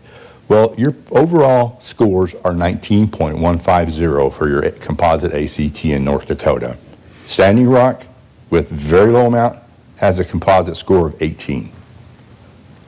Bowman, which has a level of 1.95 parts per million, which should really be something, if you follow the reasoning that the researchers are out of Canada and one from the U.S. is saying, they should be really having lower IQs of at least 5 points. Their ACT score was almost 19. No difference there. Well, let's look at Grand Forks, which your staff does a fantastic job at the water plant. I mean, their numbers are just peachy all year long. That, I will tell you, is extremely unusual and very nice to see. They have an annual fluoride water level per month as an average for the year of 2024.79. They're hitting it. Your composite ACTs are 20.33. Pretty good. Mandan, again, annual average 0.73, right at 19 composite ACT. There's no pattern. We can talk about science and statistics, but there's no pattern that emerges. The studies that have been done through time and systematic reviews of people who aren't doing the research, but those that are evaluating it, have continued to show that fluoride at levels in water fluoridation is not related to any health issues at all, including IQ. Next, I listed some of these on here, and I can send this to you as a PDF so you can hyperlink to them. What happens when fluoridation stops? One study gets beat up on, and that's the one from Calgary. Well, I can tell you that Calgary has a lot of people talking. Is that my time? Okay. Calgary has dentists who have made a short video, which I will send to you. the actual what happened on the ground versus what happened on the graph, which I won't even get into. I certainly couldn't spend a lot of time on it. There was a huge increase in cavities between 2011 and 2018, 2019, when Dr. McLaren did her last study, and she's not going to do another one because she has been threatened by opponents. She's scared to death. I just talked to her the other day. She will not do another one. And their cavity rates were still going up. Their hospitalizations for treatment under general anesthesia, just as the pediatric nurse just said, had skyrocketed as well compared to Edmonton. This is real world stuff, and there have been 4 studies like this: the country of Israel, Windsor, Ontario, Canada, Juneau, Alaska from the United States, and Calgary. All of them show the exact same things. I put a few pictures here just to show you, and this is stuff that happens in fluoridated communities, as the young lady before me was saying, where you get extensive cavities, where the red arrows are. The yellow ones point to a big boil on the gum. That's an abscess, those do seed your body, get into your bloodstream, can cause a brain abscess, lung collapse, cardiac issues, on and on and on. I mean, this is just not something that, like in Mexico, stays in Mexico. What happens in the mouth affects the entire body. Your choice before to keep fluoridation is improving the oral health and well-being, as well as the general and overall health of all of your residents, especially those that are most in need. And lastly, the worldwide support of water fluoridation for the safety and effectiveness from leading organizations, medical and scientific, is overwhelming. There's not a single group that's medical or scientific that's credibly recognized in the world that opposes fluoridation. I've listed several things here, but let me just come down to one thing. If we had to listen to, just in our country, we had to listen to 2 organizations, scientific medical organizations. When my wife was pregnant, we trusted our obstetrician gynecologist to do what's best for us, what to stay away from, what's okay, and our pediatricians. Our American College of OB/GYN encourages pregnant mothers to drink fluoridated water for their oral health. And they've looked at the research on any potential effects, untoward effects on the fetus, and the American Academy of Pediatrics has looked at it and says, yes, babies should have fluoridated water, and that includes infants. That includes first 6 months of life. If you're breastfeeding, you can use fluoridated water with it. There is not a single problem. With that, I'll end, and I'd be happy to take any questions from you whatsoever. Thank you, Dr. Johnson. Any questions for the doctor? Seeing none, thank you so much for being here. Thank you for allowing me. I appreciate it. Your presentation. Mr. Phelan? And council member, I think Mr. Conant has joined us now, so he's, I think, our last speaker in this series. Very good. Mr. Conant? Conant, thank you. Mr. Conant, please, after you, sir. Great. Thank you very much, and good evening, everybody. I'm going to try to share my PowerPoint presentation. I understand that there may be a technical glitch here, but let's see if it works. Is it coming through on your end? Yeah, if you want to make it full screen. There you go. Great. Okay, so I'd like to take my time here to talk about the court case that I was involved in. The case which I brought against the U.S. government, the Environmental Protection Agency. We brought the case back in 2017, so about almost 8 years ago. And the case lasted a long time. It took the court 7.5 years to reach a verdict. The case involved extensive expert testimony, so the U.S. government was able to select its experts to defend water fluoridation and the safety of it, and we were able to identify experts that we could call as well. And we had 2 trials in the case involving 17 days of expert testimony.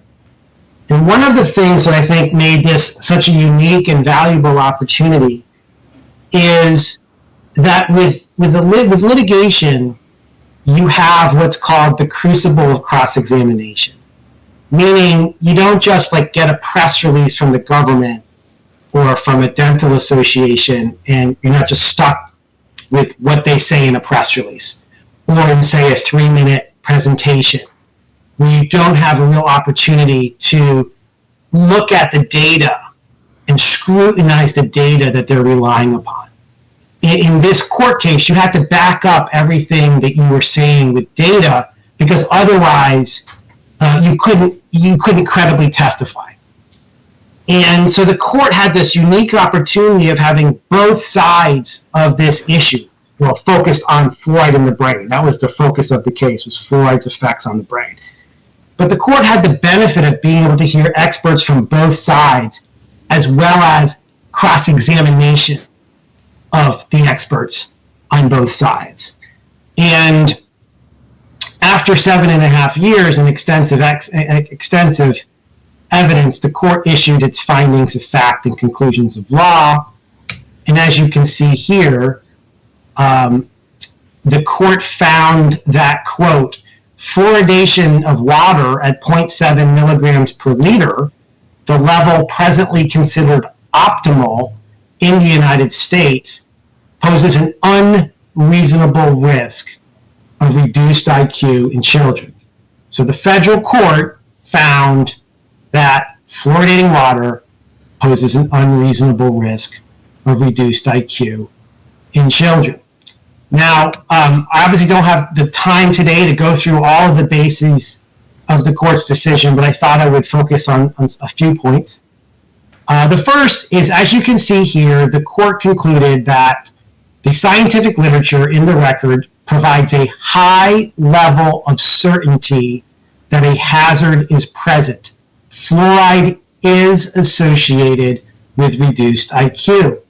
And in fact, in this case, and I think this is an important point, even the EPA agreed that fluoride is a neurotoxicant, meaning it can damage the brain at some level of exposure.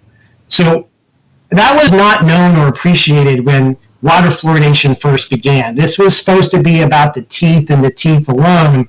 There was no appreciation in the early days that this chemical can also affect the brain. And the EPA, again, accepted that and did not deny that fluoride is a neurotoxicant at a certain level of exposure.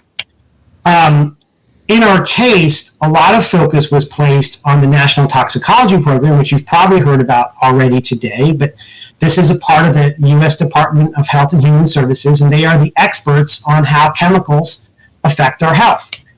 And they did a large systematic review of the evidence on fluoride in the brain, and they found that there is, as you can see here, a large body of evidence on IQ effects in children.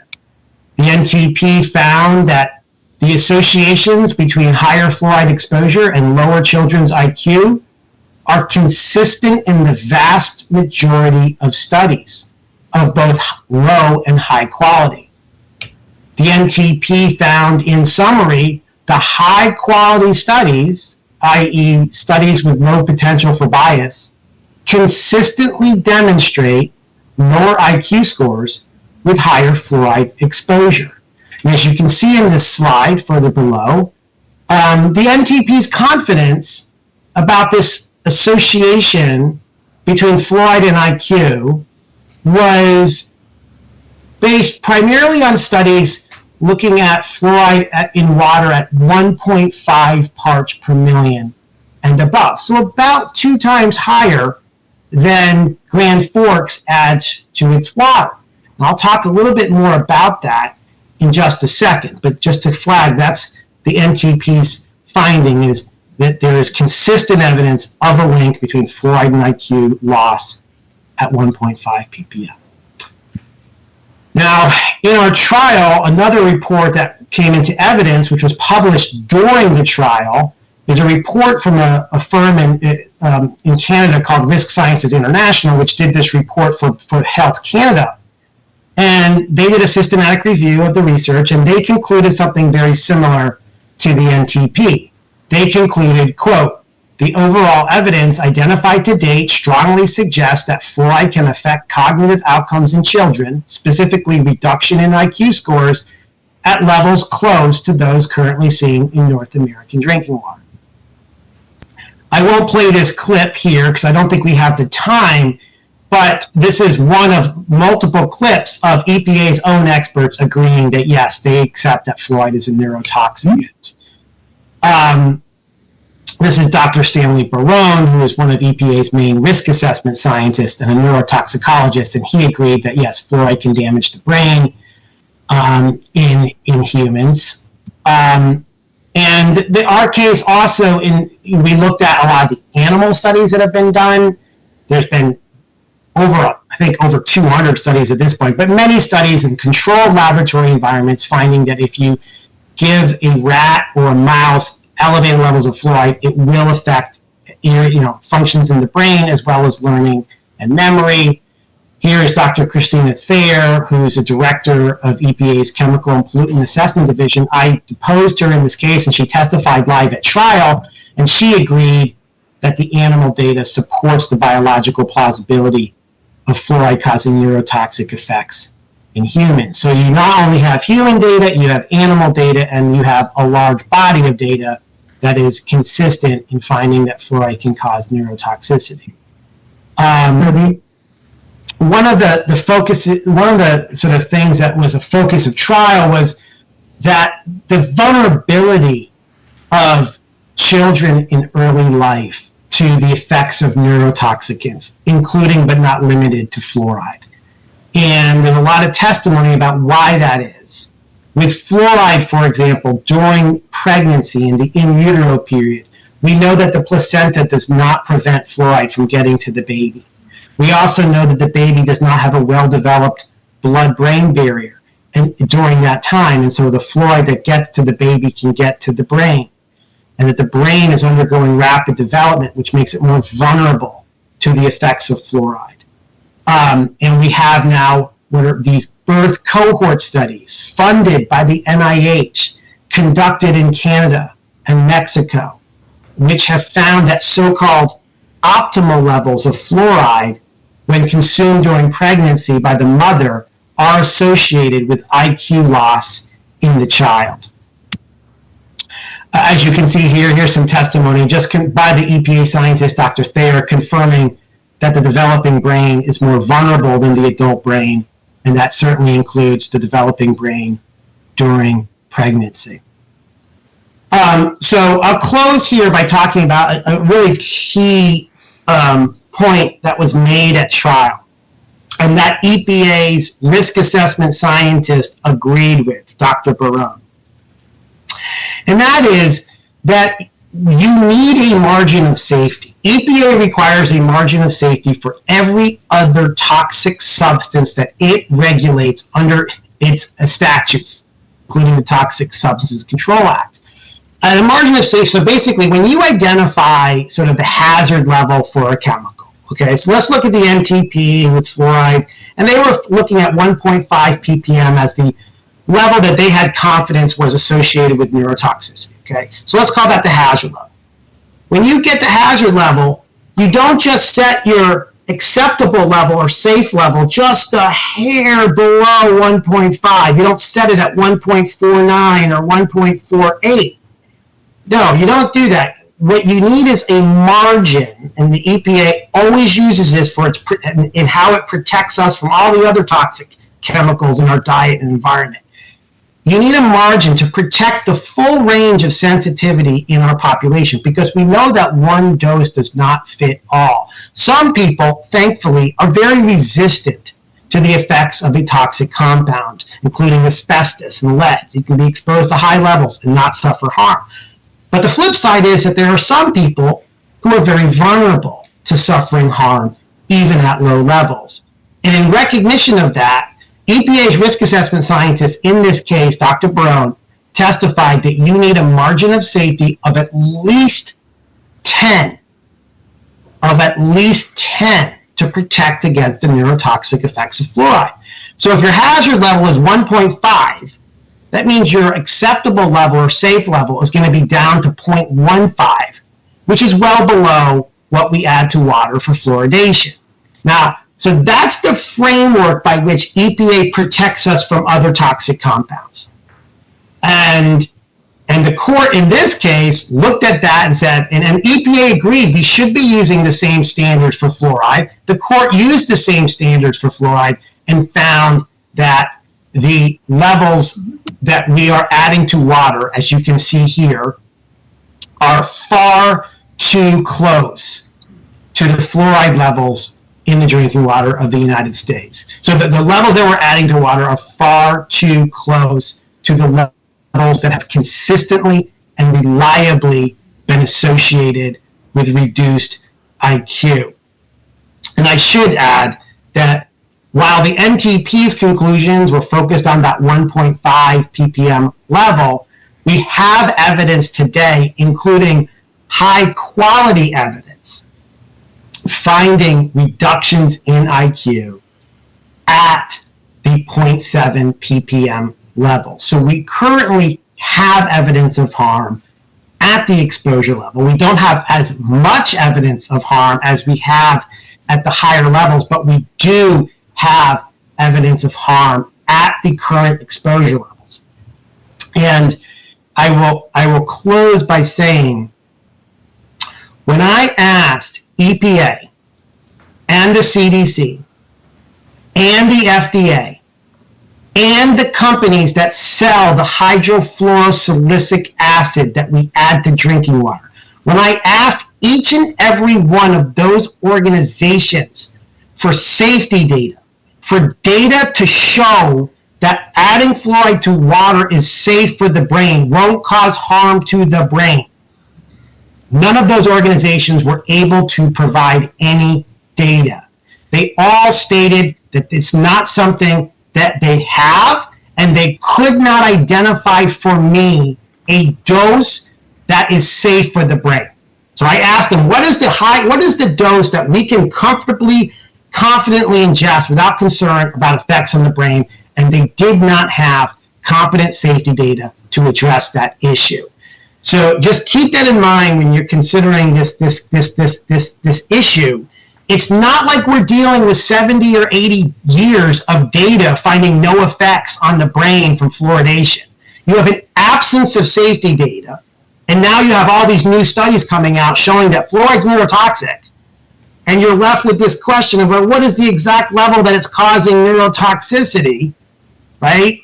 And it's a precarious situation. And at the end of the day, and I'll stop sharing my screen here.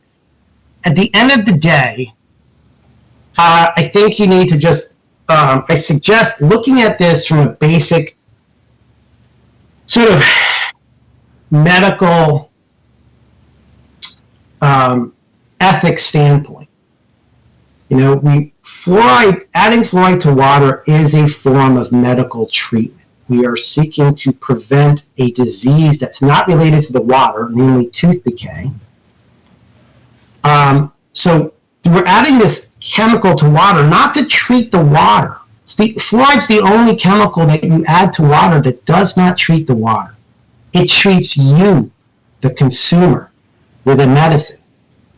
And with all other drugs,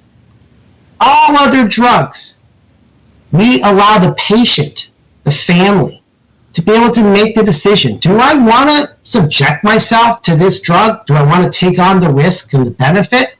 Well, that's a decision that everyone gets to make. Every family gets to make that decision. We have risks on the horizon with fluoride. We have these studies coming out finding concerning effects on the brain.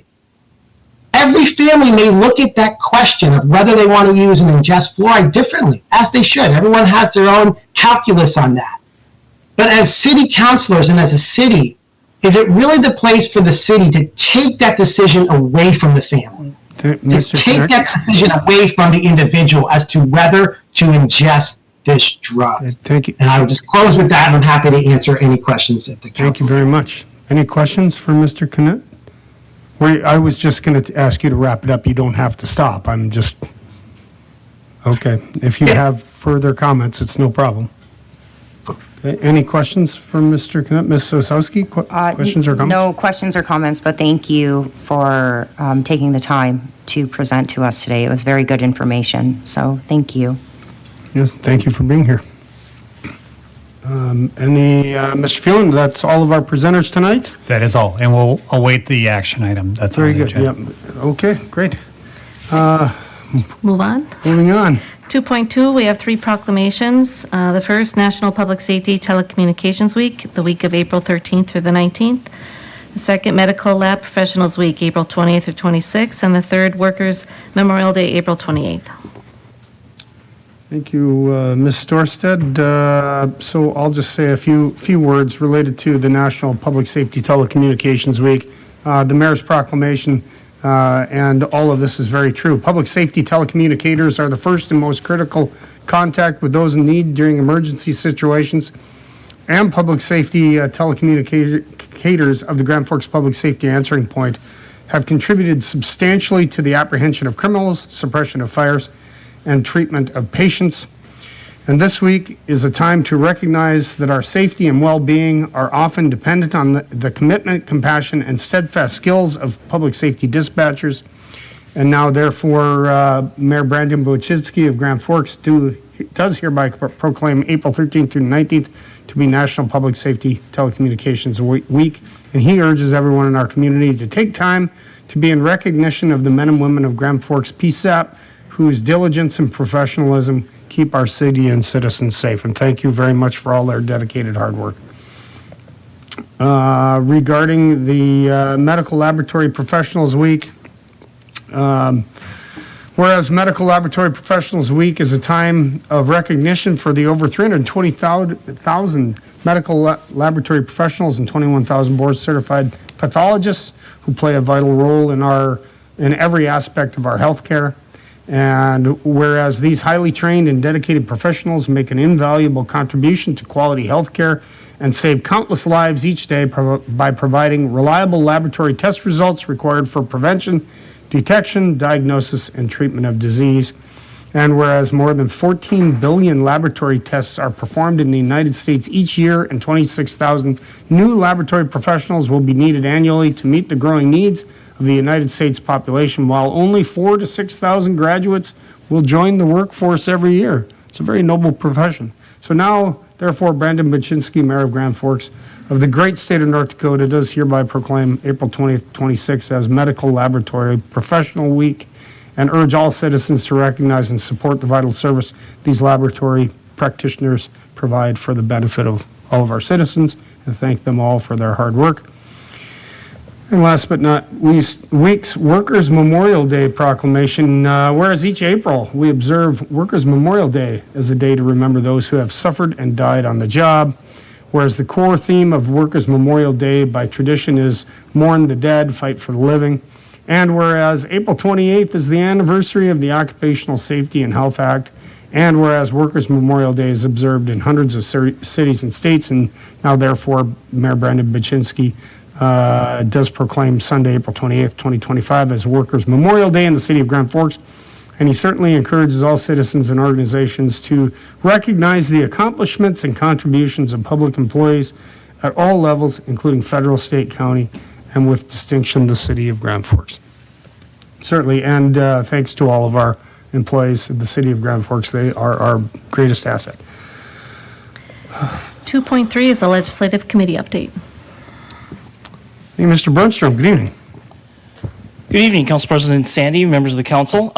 So today was day 66 of the legislative session. They have 80 days in a 2-year window to do it. They have made it known they want to leave a few extra days, so we're down to probably the less than 10 days of the session.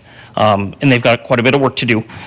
So on the topic of property tax, there's been 3 bills floating out there that have been kept alive. There hasn't been a lot of discussion on any of them the past couple of weeks until at the end of last week. 1176 was the governor's plan, has been amended. The primary resident tax credit went from $1,650 down to $1,450 down to $1,250, and there's a 75% if your property taxes are less than $1,250, you still have to pay 25% of your own property taxes. Anyway, another property tax bill is 1168. That was a school mill buy-down bill. They hog-housed it last week, which means you completely changed topic is the same, but completely different way to do it. And they did that, and they mirrored 1176. It was interesting. Pretty much the only difference was they had the primary resident tax credit at $1,650, the original version of the governor's bill. I don't know where it's going after that.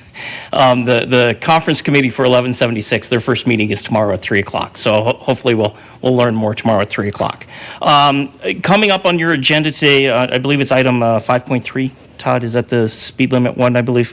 1298, the legislature passed a bill, interstate speeds going up to 80 miles an hour, but they put some different caveats in there, and DOT can determine based on conditions, landscape, traffic volumes, that in certain areas they can go below 80 miles an hour. They've identified as the interstate through Grand Forks as being one of those. So I believe you guys will have a discussion later on that particular letter to DOT, but just so you're aware of the origins of that. The Agristo bill, House Bill 1332, that got concurred in the House today. So it has an emergency clause on it that is going to the governor's desk to sign. As soon as the governor signs it, that bill is in motion. It doesn't have to wait until August 1st. So that one is good to go. Two other bills that haven't been voted on yet, but they are very large bills. The DOT budget is Senate Bill 2012. Specifically the Flexible Transportation Fund. We've utilized that in the past here in Grand Forks. They have had funds in there, but there was some discussion of tying that to Prairie Dog. I'm not sure how we feel about that yet. But it's just something we're keeping in the back of our head as we're also tracking Prairie Dog. And then the Commerce budget is Senate Bill 2018. That has many components. So the Children's Museum was in House Bill 1013, which is the DPI budget. It got amended out. It was amended into the Commerce budget, but they again are tying the funding to that to Prairie Dog, and that the SIF bucket needs to get to a certain level before that money's made available. Also in the Commerce budget, they have amended in the casino language again. So the carve out for Grand Forks County and the casino is actually in the Commerce budget in Senate Bill 2018.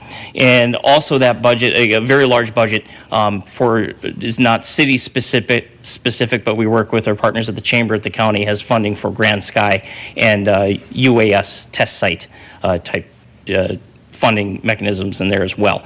They're expecting to vote on that Commerce budget on the floor tomorrow. And I think there's some debate of how they're going to vote. They may split it up to vote on certain things separately. So with that, I'll stand for any questions as we're getting down to, I would say, less than 10 days left in the legislature. Thank you, Mr. Bernstrom. Questions for Mr. Bernstrom? John, was there base retention funding is that in the Commerce bill? Or? Yes, I should have mentioned that. That is in the Commerce bill, the same as it has been in years past. Do you know how much is in for base retention? In base retention for Grand Forks, 250? 250? I believe it's 250 for Grand Forks Air Force Base. Mr. Orsted, do you know off the top of your head, how much do we pay our base consultants? I don't have that number on top of me, President Sandy, but we budget in total for base enhancement of $150,000, but we don't spend that entire budget. Sure, okay. Interesting, but I know with the financial crunch that the county's in, they're no longer paying for base retention, and certainly we're going to have our hands full this next budget season, so perhaps we should consider utilizing the funds for base retention for our base consultants. Anyway, Mr. Bernstrom, anything else? Anyone else? I don't have anything else. Very good. Thank you so much.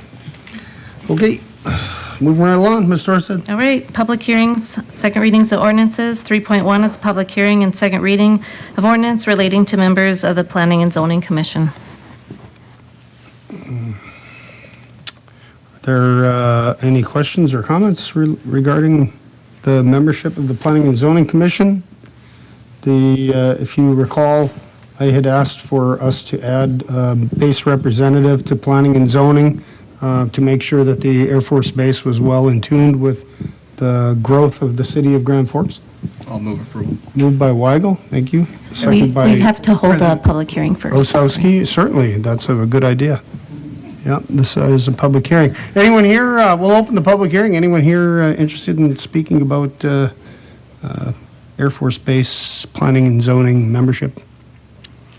Seeing none, we'll close the public hearing. There's a motion by Weigel, second by Osowski. Any other comments? Hearing none, all those in favor signify by saying aye. Aye. Aye. Opposed, same sign. Thank you. Motion carries unanimously. Item 3.2, determination of protest for the following projects. Project number 80, Ms. Torstead, I'm reading for you. That's okay. 8927, District 791, reconstruction and CPR on 24th Avenue South from South Columbia Road to 34th Street. And Project 8084, District number 793, 2025 mill and overlay. Were there any protests for those? President Sandy, on the first project listed, not a formal protest, but there was an email received by one lot, but did not meet sufficiency of the protest. Very good.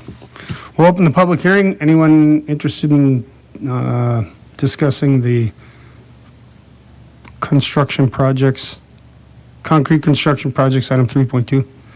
Seeing none, we'll close the public hearing.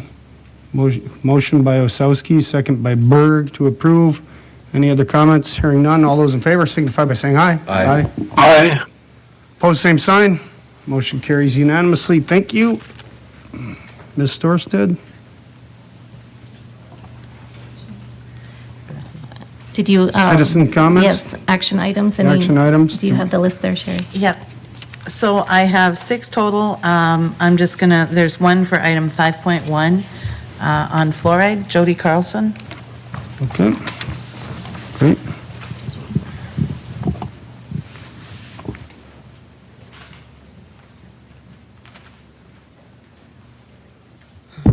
Ms. Carlson, you have Is 5 this on? minutes Okay. tonight. Thank you. Yes, thank you. I wanted to start out by saying that I've been a professional nurse for 40 years, and I understand research and the quality of research. Interestingly enough, the comments that were made tonight, the gentlemen that spoke on behalf of removing fluoride from the water were the ones who were able to cite the recent studies. The rest seem to be opinions, which mine will probably be as well. I believe that adding fluoride without consent is a violation of medical freedom. We do love our children. When I looked up on the census, I saw that approximately 6% of the Grand Forks community was children, and I'm thinking that was age 10 and below. I didn't write it down, so I apologize for that. But when you look at that 6% of the population, what about the older? What about the majority of the residents that are older? I think we talk so much about the children with this fluoride, we forget about the older population and considering them. According to the National Institute of Health, 50% of fluoride is retained in our body and 50% is excreted through the kidneys. That's if the kidneys are functioning well. And what happens if they're not?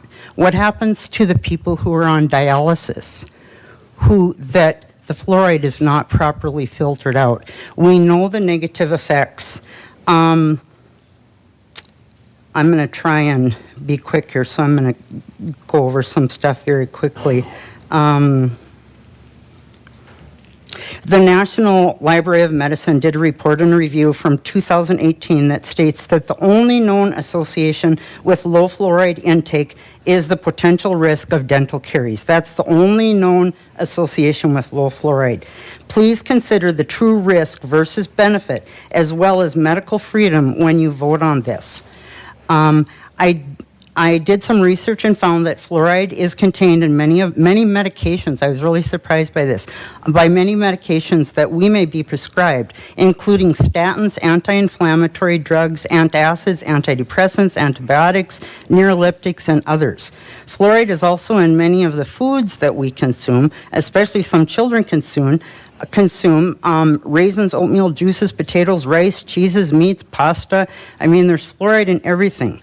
I want you to please consider our older population who may suffer many negative effects of overfluoridation, including bone loss, the density of the bone, joint pain, muscle wasting, and neurological impacts. And there are studies out there that have related overfluoridation to Alzheimer's. It needs further study. I'm just saying there are studies that is potentially connecting that. In older folks who lose bone density, a common question that was often asked by our nurses is that did the fracture cause the fall because of the low bone density, or did the fall cause the fracture? And that's a good question when you think about our older folks. Remember when lead paint was good? There came a time we understood the toxic impacts of that, and it was banned. I believe we are at that point with fluoride. The studies on the benefits of fluoride come from decades ago, before we had so many foods and other dental products available. When you vote on this tonight, please consider the entire population. Do you vote for the 6% of the children who may or may not benefit, who there are avenues for prevention and treatment? So it's not necessary for it to be in the water. There are avenues for prevention and treatment. So do you consider that 6% of the children, or do you consider all citizens? My recommendation would be that you err on the side of safety in protecting the majority from the toxic effects rather than the sole consideration of the children who have other avenues to receive fluoride if their parents and or their provider deem it necessary. Your vote is essentially about what is in the best interest of the majority. Do you vote to keep it in the water for something that is preventable and treatable, or do you vote to remove it for the fact that it can have permanent toxic effects for many, if not all? Thank you. Thank you, Ms. Carlson. Okay, and then the next 5 are all on item 5.22, the Greenview project. Cynthia Sampson?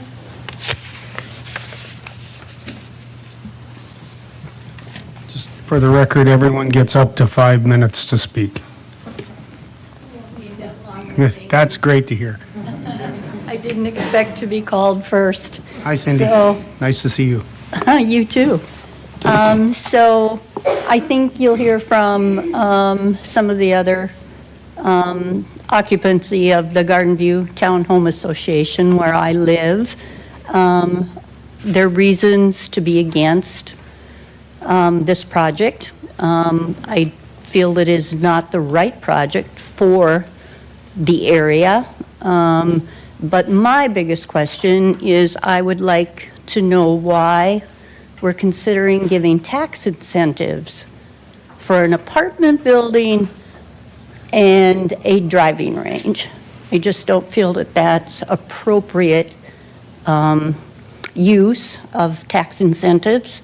And if we are to give that tax incentive to this development, why don't we give it to everyone that wants to develop an area? So that's what I have to say on this. Thank you. Thank you so much, Ms. Sampson. Michelle Moen?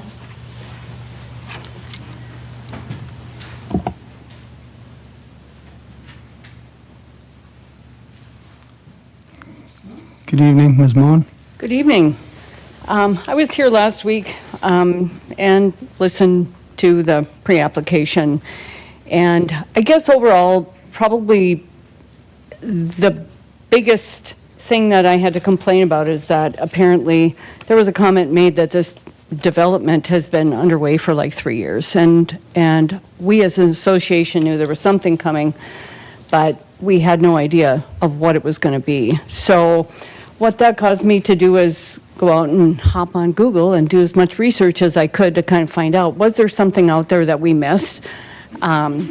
And what I did find was an article in the Grand Forks Herald written by Ingrid Harbo that was published on June 18th, 2022, which actually was about 4 months before my husband and I moved into Garden View from Thompson, that I have to say we appreciated living in Mayberry for 19 years. So when we moved into the Garden View Townhome Association, we were pretty excited and pretty tickled pink that we were able to live in such a park-like situation that was just as good as it was living in Thompson, only we were closer to everything, and especially Menards, which my husband really appreciates. So what I wanted to do is just kind of read through some of this article that was published back in 2022.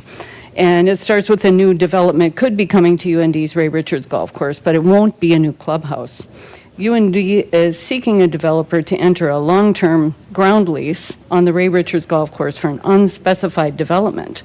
A request for information from potential developers closed on June 1st, and Mike Piper, I think is the name, Associate VP of Facilities, says a procurement team is looking over proposals for the space.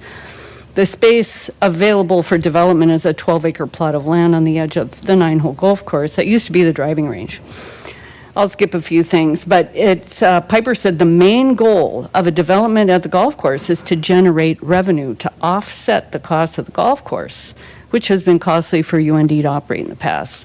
On good years, it was just over breaking even. On bad years, it was running a small deficit. So, and then it goes on to talk about how the golf course was originally closed in 2016, and UND originally intended to sell the land to help fund the athletic department, but family members of the Ray Richards did not support the plan, claiming the sale would go against the original intent of the gift. So I guess to me, it's like when I looked at the plans that they have, to me, it goes a lot further than trying to solve a small deficit that they have every year. So I was able to come up with a couple of questions. The other thing that I found when I was looking was something that was dated August 9th of 2023, and it had to do with the NDDOT on the project, the underpass project on 42nd. And what was interesting in that is that it's they were soliciting comments on the effect this project will have on the Ray Richards Golf Course. And depending on the chosen alternative, the project would require between 0.99 and 7.33 acres of permanent right-of-way, and between 0.25 and 1.78 acres of temporary right-of-way from the golf course. So what I've seen is that this apparently probably affects 2 holes on the golf course. So that would bring to mind the question, maybe I know the developers are here, maybe can answer this later. What happens to those 2 holes? Because I know we in the association, some people thought perhaps those were going to be relocated into the old driving range area. So my question is, what happens? What happens when that space is lost? Where does it go? Because I didn't see it anywhere in the plans that we saw last week. Next question is I'm wondering, has the Ray Richards family seen this proposal, and are they on board with what's being presented? And then the last question I'll have again for the developers is, what are the total amount of residential rental units after all 3 phases are done? Because what we saw last week mentions 167 units, but I fear that there's more than that. Because those buildings, one of them is a 4-story building. The other one is a 5-story building, is my understanding, based on 10 feet in one level. That's 50 feet or 40 feet. You got 10 seconds. Okay, I'm done. Okay, So- all right. Thank you, Ms. Moen. Appreciate it. Dan Kasowski. Good questions.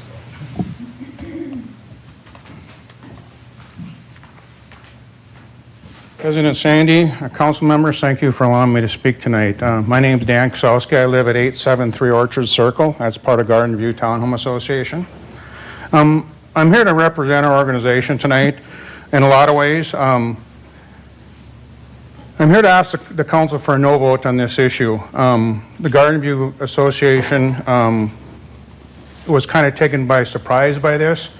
Our first notice of this was just 9 days, 12 days ago. We've had to respond to 2 meetings to try and prevent this from happening. So I don't think we really had an opportunity here to even have our facts together and to put up a fight against this process. I'm really shocked that Dakota Financial and UND, we even consider a location as this site and of this magnitude. It obviously is a detriment to our neighborhood. there's no way this cannot be a detriment to our neighborhood. Many of the people that live in this association work their whole lives to buy a home in an area that they love. And all of a sudden, they're going to come in and destroy our neighborhood. 3 years of planning this has taken. Why didn't they go through the normal channels? Why hasn't Greenview had to go through the normal channels like everybody else has? Why didn't it go through zoning and planning first? Why wasn't the neighborhood ever considered? Again, the first time we heard about this was April 12th. If Greenville gets this tax incentive, I think it sends a perception that the council has bought into the process. I feel this is a huge step for them if you guys approve this. It's almost like you're accepting this and moving forward. I don't think that's right. I don't know how many people have looked at these driving ranges. They're huge. They're very huge. I was in South Dakota this week, so I stopped by Sioux Falls and I stopped by Fargo. I drove around these. Those poles are 150 to 160 foot tall. That'll be the second highest structure in Grand Forks. The only thing higher is the State Mill. Robin Hall is 127 feet, the Canada Inn's 126. This thing is huge. I think when I crossed the North Dakota border, I could see the one in Fargo. That's how much of an eyesore they are. I don't think they belong in that part of Grand Forks. I'm not saying that Grand Forks shouldn't have it. I just think it's a very, very poor location for that driving range. You talk about putting apartments in there. If you go over to Interstate and start 29, sorry.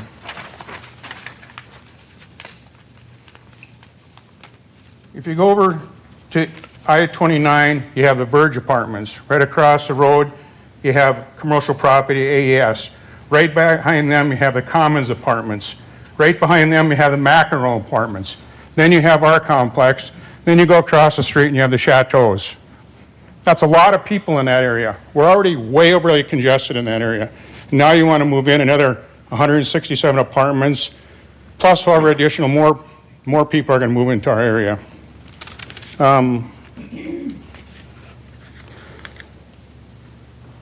We understand there's a mixed use commercial development. What does that mean? So that means that any business in the world can come in there. They develop the bottom floor. Now we have all kinds of businesses in our neighborhood. We don't know what's going to happen once it starts. I think it's that slippery slope, and this is just going to develop into a great big area that's going to, attract people and really congest our area more than we want it to be. You got 1 minute, Mr. Kosowski. Yeah. I don't think the city zoning would allow this to happen to any other golf course in town. I don't know why they should let it happen here. I'm sure if it was out at Kings Walk, they wouldn't allow it. A commercial property we put right next to it.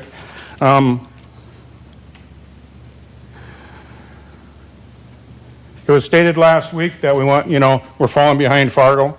I don't think our association really cares if we fall behind Fargo a little bit. I didn't know that the city council's idea to keep up with Fargo was even a thing, but that was brought up last week, and I don't think a Sweet Shots driving range is going to catch us up with Fargo, nor do we want to catch up with Fargo. But I also think that there is a spot for Sweet Shots. It's just not where they want to put it.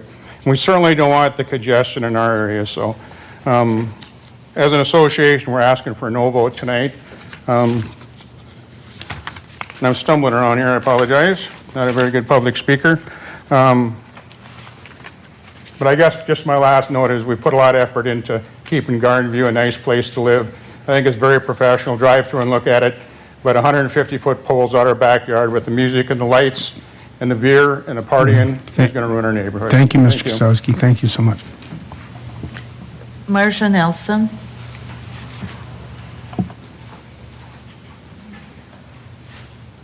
Hi. I too am a resident at Garden View Estates, and I certainly agree with everything that my other residents have talked about tonight. I guess a couple of concerns that I have is, what does this do to the value of our property once this gets put in? We didn't buy our property to have this type of development happen You know, we're retired people, it's a retirement community. We really appreciate that part of it. I guess I don't feel that this is a good development for that area. It's all residential. We're all real comfortable in that area, and it's not a good development.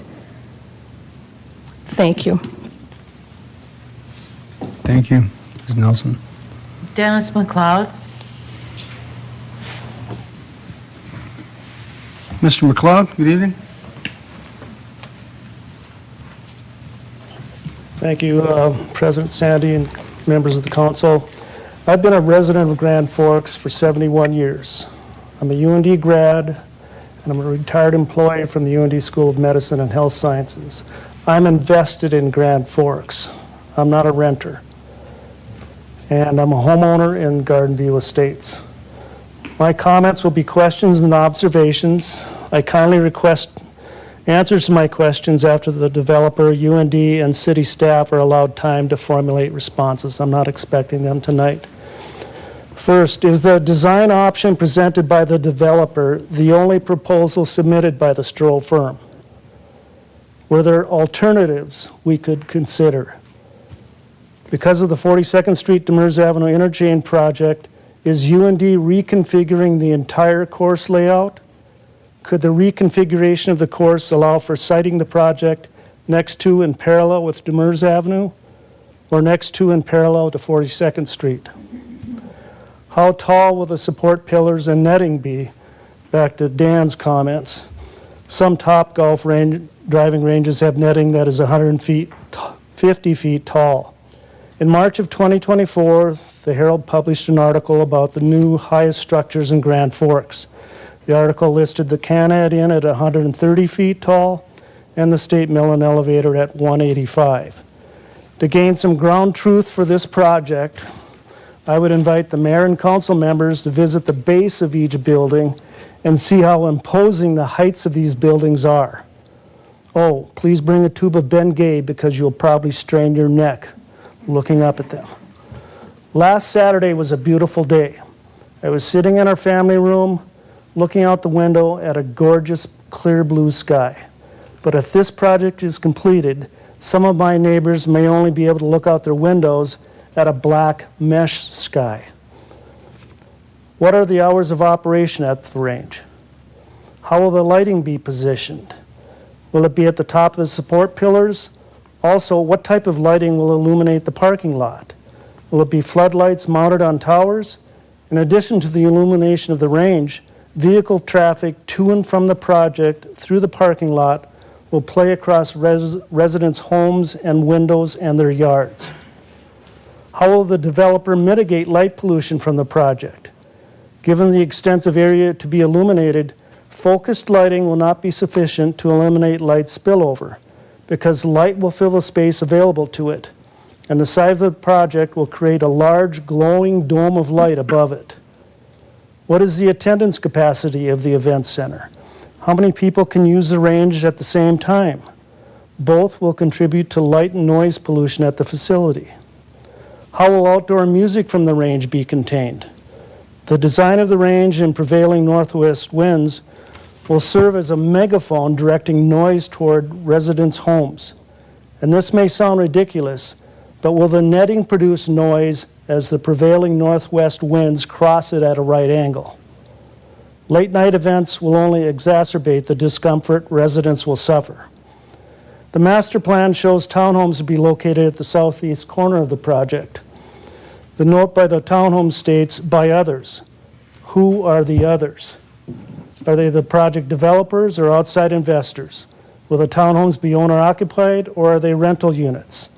I believe that UND or the North Dakota University system will only allow ground leases for the property, which homeowners seeking bank financing may find problematic if the bank tries to sell the loans on the secondary market. Sir, 1 minute. Will the ground floor of the apartment buildings be constructed as apartments or as leasable commercial or retail space? The commercial or retail use of the ground floor would increase the intensity of the activity level of the project. Would ground floor lease space be open to bars and restaurants serving alcohol? Will the event center be serving alcohol? Who will provide the policing for the project? UND, Grand Forks Police, or a private security firm? In conclusion, this project, as proposed, is an inappropriate, non-conforming mix next to an established, cohesive community of owner-occupied homes. The developer, UND, and the city are destroying scarce green space in order to replace it with a giant arcade game. Thank you. Thank you, sir.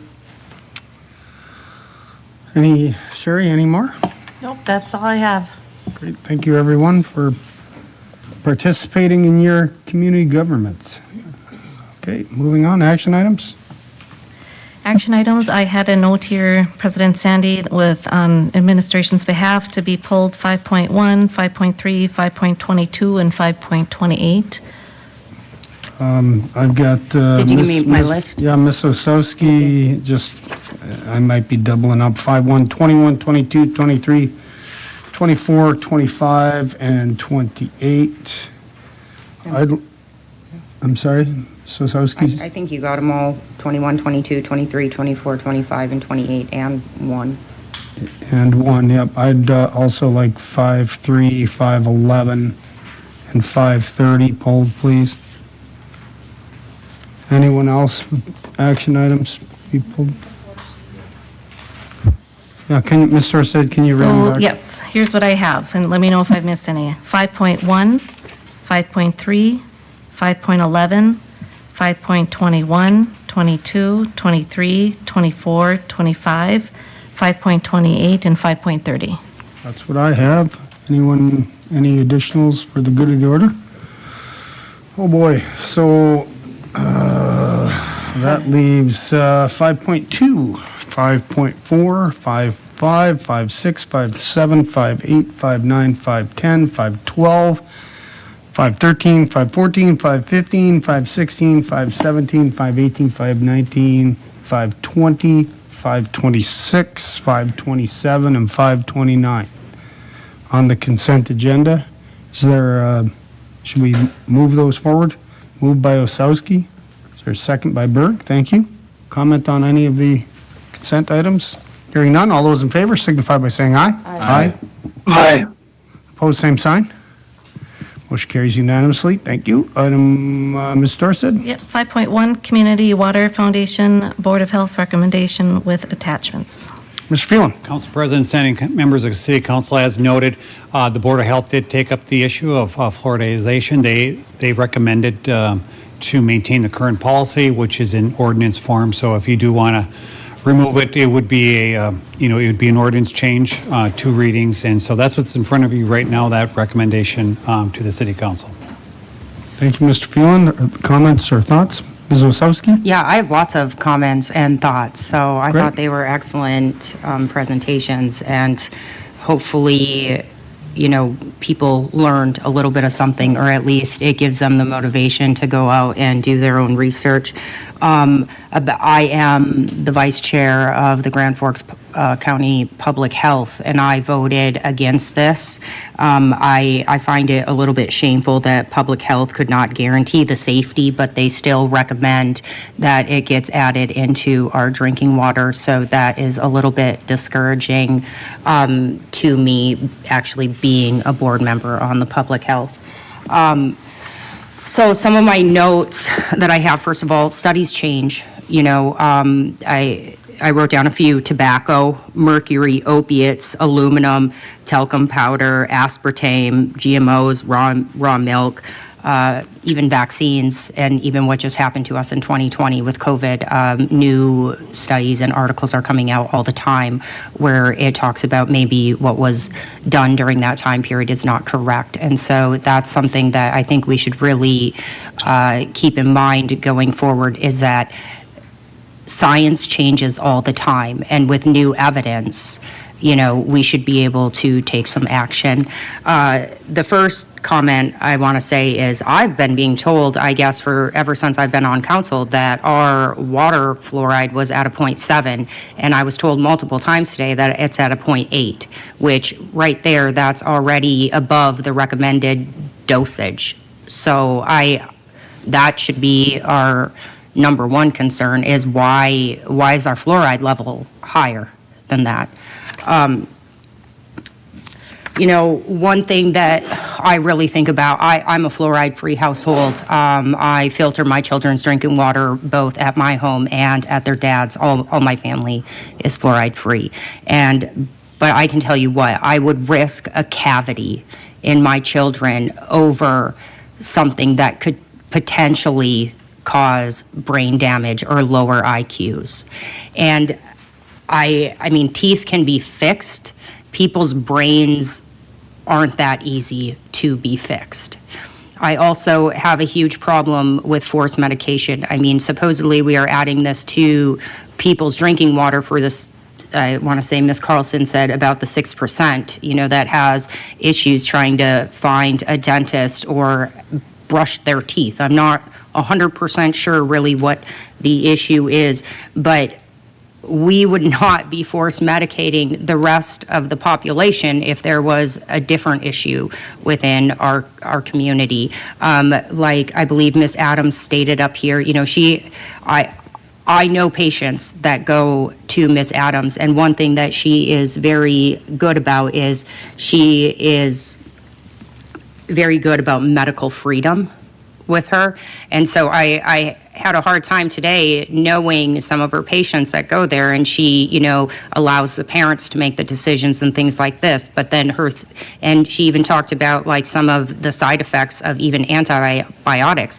We would not be putting antibiotics in our drinking water because 6% of the population, I don't know, had a cyst or had some kind of problem that needed antibiotics. And so I think the forced medication part of it is also very concerning. I think if there is any kind of evidence that it is a neurotoxin, that it should be removed from our drinking water, and people within our community should have the right to choose. Because once again, it is the underprivileged that does not have the means to remove the fluoride from their drinking water. I mean, I myself, I don't have a whole house reverse osmosis machine, but for our drinking water, I do fill up. I take giant 5-gallon jugs to Natural Grocers or Hugo's or anywhere with a reverse osmosis machine, and I get those filled. I have filters, on my shower heads. I know that that's not consumption, but I really don't think any level of it is really that healthy. And so I guess I would like to motion that we remove it from our drinking water. And, maybe down the road, if they can prove that it does not cause neurological damage, we could maybe add it back in. But I find it very concerning that there are new studies out there showing that it is a neurotoxin. And we just continue to lace our water with it and force medicate our citizens at actually a higher level than what they supposedly deem as safe, although that level is much lower than what the old recommendations were. So I would like to motion to remove it from the drinking water. There's a motion to remove fluoride from the drinking water. There's a second by Ms. Lunsky. Further comment? Ms. Bird? Yes, I am in favor of maintaining our fluoride. It's required by the Air Force Base, and I don't think we should risk losing that entity. Thank you, Ms. Bird. Mr. Friedels? So first, thank you to everyone that came out and talked about it. I turned it off instead on. Thank you to everyone that came out and spoke about this. The speakers on Zoom and the people who are here in person, I appreciate it, right? There's so many disagreeing theories on this, and everyone's got the best intentions, right? We're all trying to protect the people that can't protect themselves, our children. And so I truly appreciate that. I think at some point there's got to be a risk tolerance for things that may or may not be bad, right? You can Google and find whatever study you want to find on either side, and whatever you're trying to talk about, it's going to pop up, right? And so it really should become down to a personal option of whether to fluorinate yourself And I think it's appreciated that everyone came out today and you're sticking around till late tonight to enjoy this conversation. So I appreciate it. Thank you. Ms. Lonsky? So real quick on the Grand Forks Air Force Base, if our water has naturally 0.2, would that be enough for the Grand Forks Air Force Base? Or what is their requirement? I realize I'm asking really nobody, but I think one of the biggest things I had an issue with was nobody could give me an amount. I drink a lot of water. If I drink more than 8 glasses of water, should I then go to bottled water? Or I've never had a medicine where someone says, yeah, just take as much as you want. It's okay. So that was one struggle I had. I'm also going to share a story of how I failed as a parent, because I think parenthood is all about guilt. The first time I took my 5-year-old to the dentist, he had 6 cavities, and I felt terrible. I did everything right. We didn't have candy, we didn't drink juice, and I thought, this dentist doesn't know what he's talking about. So I waited 6 months and went to another dentist, and at that time he had 8 as a 5-year-old. So I had to take out a big fat loan, take him to Fargo. He was put under. He had caps on his teeth. I mean, I just felt horrible. We drank the water. We just did everything right, and he still had terrible teeth. So I just vote, I don't believe we should push it on everyone, that it should be a personal choice. Thank you. Thank you. Ms. Osowski? Yeah, I have one comment about the Air Force Base. I did a little bit of research on that, just so you know, there are a bunch of military bases in the state of Utah. Full states are pulling this out of their water. The fluoride in the water has nothing to do with national security. I support our base 100%, but 95% of our world is not fluorinated. So I disagree. Also, I believe that the number on the military bases, it had to have over 3,000 active military people. I believe the population of our base is at 2,400. I do not think that us removing the fluoride from the water is going to justify the base picking up and leaving our community, especially when our current Health and Human Service Secretary told the CDC to stop recommending it. So, at the federal level, people are taking a stand for this also, and it has nothing to do with national security. So, thank you. Is that fact or is that your opinion? Fluoride in the drinking water that the base won't leave. Did you talk to Colonel? You're the right. one that You're always right. You're right. suggested You're right. Did You're right. you talk to the? Did You're you right. talk to the base?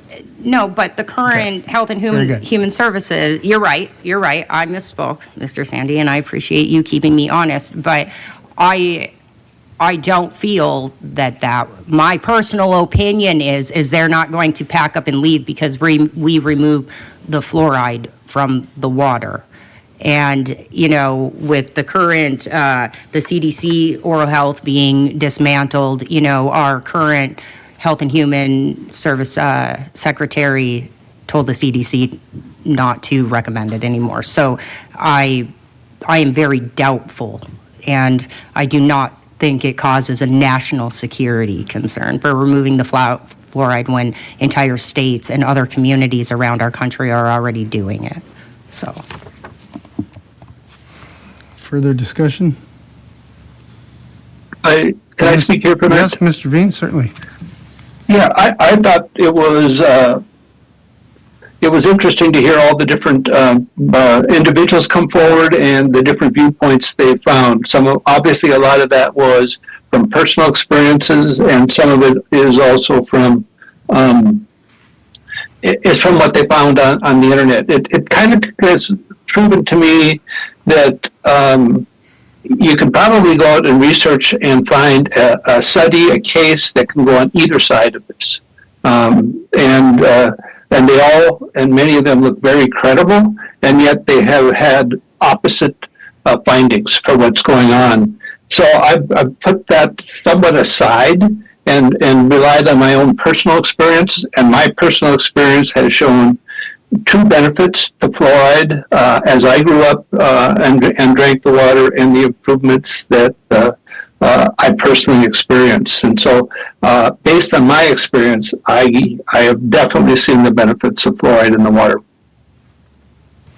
Thank you, Mr. Veen, for the comments.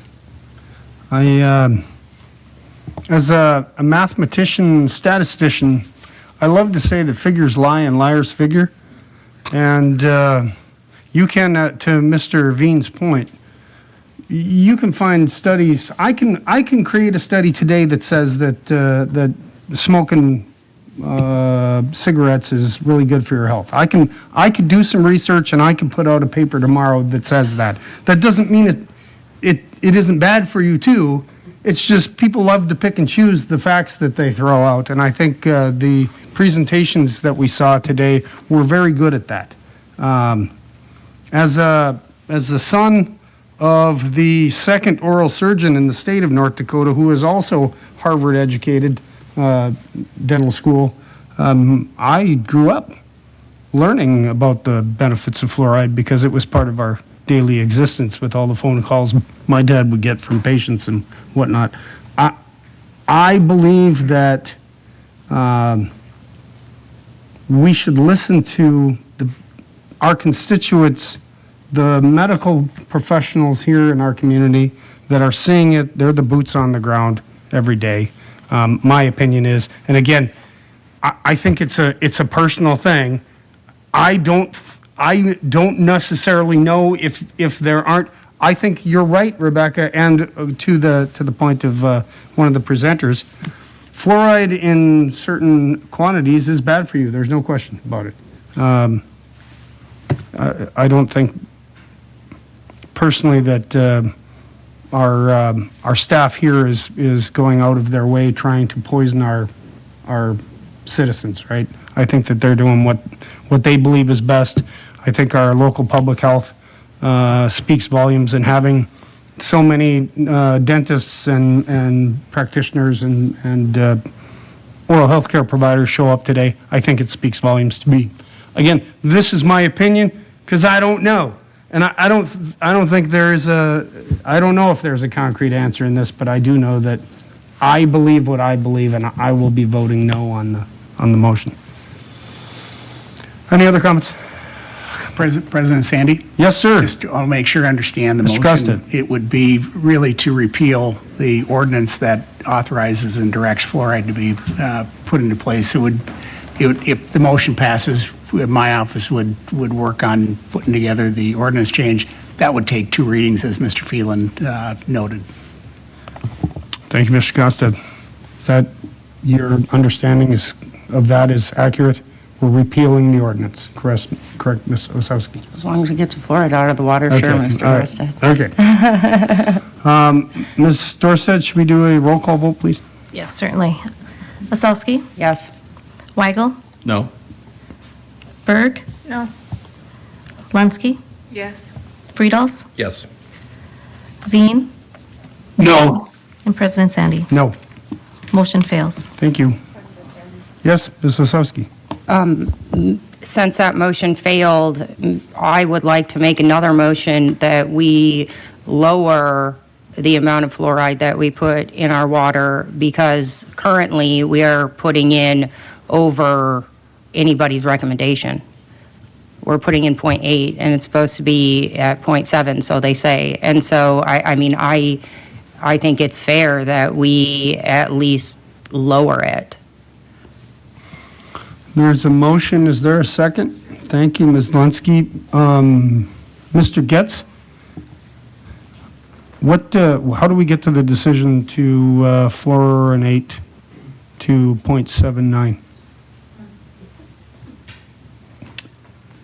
So when we talk 0.8 milligrams per liter, we're talking in a range. So we're given guidance by EPA from 0.7 to 1.2 milligrams per liter. We try to keep it down at that 0.7, but again, our equipment, you can only go down so far. Can we do 0.7? Yes. Some months it may be 0.65 or 0.75, but yes, we can do that. We can lower that rate, if that's what you so wish. Mr. Arsted, can you take a roll call vote, please? I've got a question. Oh, question, What's- Mr. Weigel, go What ahead. would be, Sorry. what are we specifically looking at lowering it to? Because are I we, assume she. I think the max 0.7, amount right? that should be in our water should be 0.7. President Sandy, I Yes, sir. can maybe provide a little bit of Disgusting. insight. Please. The ordinance does now call for the amount of fluoride to be the addition of approximately 7/10, 0.7, and not more than 1 5/10 parts of fluoride to every 1 million parts of water. So there is that range. The low is right now at I think what Ms. Osowski is talking about in the ordinance. Sure, so she would like to, yes, I'm sorry, Ms. Osowski. Sorry, I apologize for interrupting. I guess I would like to make it so that's our high level, so we're not going over that. Because, the data that we were shown today, whether, I know even when the dentists were up here, they were talking about the 0.7. I think that should be the maximum amount of fluoride that should be in everybody's drinking water. At least we know that right now. I've been being told, like I said, for 3 years, that it's at 0.7. I find out today that it's at 0.8. People should know what's in their drinking water, and now you're telling me that you have flexibility even to bring it up to 1.1. I'm really concerned about the amount that is even being added to our water at this point, and I think that the max level should be 0.7, as according to even the pro-fluoride experts, that's supposedly what they consider a safe amount. I disagree with that, but I don't think we should be going over that amount when clearly that's what everybody has been stating is the level, and it's disturbing to find out that it's not that, and our range is higher. Council President Sandy, maybe I would suggest, number one, they have to follow the ordinance. So when the ordinance says no less than 0.7, you're usually going to want to be a little bit over 0.7. Otherwise, they'd be violating the ordinance that the city council approved. So if you want to provide them a range, I would go with 0.6 to 0.8, and with the target would be 0.7, but it would allow them on any given year to go below the 0.7, and they wouldn't be in violation of the ordinance. Can we have the 0.7 as the max, like 0 to 0.7? I think you have to pick what the target is. We're never going to be perfect. Right. Is what I'm saying is that we're dosing millions upon millions of gallons of water. And so if your target is 0.7, I would then, like I said, pick the 0.6 as the low and 0.8 as the high. They will target 0.7 as the number, but in some years it might be 0.68. Some years it might be 0.71. I just find it hard to, I think the max should be 0.7. I think it should be between 0.5 and Just give us the 0.7. range, Councilman Morales, just give us the range so that they can follow through. Between 0.5 and 0.7, because according to the dental professionals, that is the safe amount. That's what they have stated, even the pro-fluoride people. So I say that we reduce the fluoride to 0.5 with a max level of 0.7. Ms. Linsky, you accept that friendly change of her motion? Okay, yes, Mr. Weigel? Mrs. Osowski, And then Ms. Berg? would you be willing to amend it and go the 0.6 to the 0.8? And I'd be willing to change my vote as well, like Mr. Phelan said. So have that range, I'd just be more comfortable with the 0.6 to 0.8 with an average or a target of 7. It cannot go over 0.8. 0.8 Correct. like ever, right? And so, like, here's a question, Mr. Gosted, may I ask you a question, sir? If, according to our ordinance, right, if they go over that max level of the 1.1 or anything like that, what is the protocol then for that? Are they supposed to stop fluorinating the water until they get things taken care of, or what? The ordinance isn't as detailed as that. The ordinance just gives you the range. I trust the folks at the water treatment plant are following the ordinance as best as they can. And so, I mean, unless somebody is intentionally trying to avoid or violating the ordinance, I think they're doing the best they can. And I think, as Mr. Phelan pointed out, when you're talking about the volumes of water that are trying to be treated with this, providing that range and relying upon your experts to follow the ordinance is probably a good idea. Ms. Berg, yes? Yeah, so Rebecca had used the word flexibility, and the other term has been used as dose. So I don't think it's necessarily, you're going to get the exact amount every single time, and I believe that is why the range is there. And I guess, can you, I'm blanking on your name, I apologize. Mr. Getz, can you speak to, you say like each month it could be a little up, it could be a little down. Where are we varying in those averages to make sure that us as city council people are directing staff to do things that are doable? Sure. So we do shoot for that 0.7. But again, the variables that come into play is how high is the tank? Because we'll have head pressure on our pumps. The pumps will be a little bit more efficient. They may be putting a little extra fluoride into the water at that point. When the tanks go low, we go the other way, where we're lower. There are times we're at 0.71. So I need that flexibility because my tanks aren't always full for the fluoride. And again, as a tube in a pump wears out, it becomes less efficient. So less product is going into that stream. Again, we're going up and down in pumpage, not daily, but this time of year, as it's starting to get nice, we're treating 10 million gallons a day, 12 million gallons a day. I can't just maintain at a 0.7. It's impossible. So do you know kind of like what range you typically, like are you going up 3? Is it? No, our range, we're ranging anywhere in that 0.75 to 8.2, 8.5 to get that average of 0.8. Some months are lower. Some months are a little higher over that 0.8. But again, we're trying to maintain it. But also, when we're talking fluoride, what is the effective level at? I mean, from these presentations, it sounds like it's 0.7 is the effective level of fluoride. So I don't, but I'm not a doctor. I'm just an operator. I'll do what you ask me to do. Ms. Osowski, yes? Yes, sir. Yes.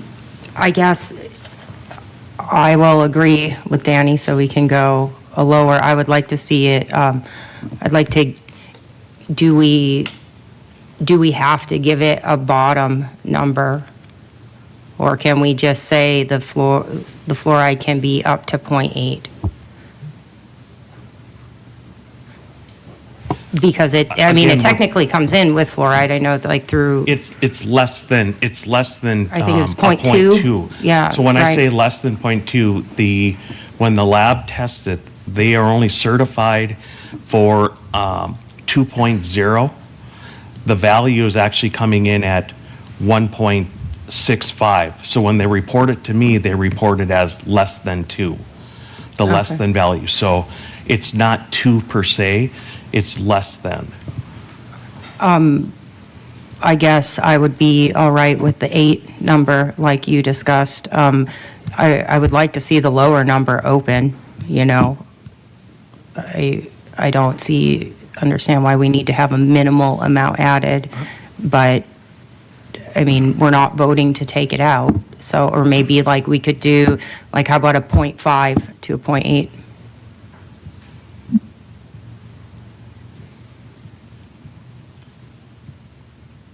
I think that was a question for you, Yeah, Mr. Weidel. he's thinking. I'm long in thought here. Because he said that 0.6 to 0.8. How about 0.5 to 0.8? Just a general observation, I wouldn't be okay with having no floor, Right.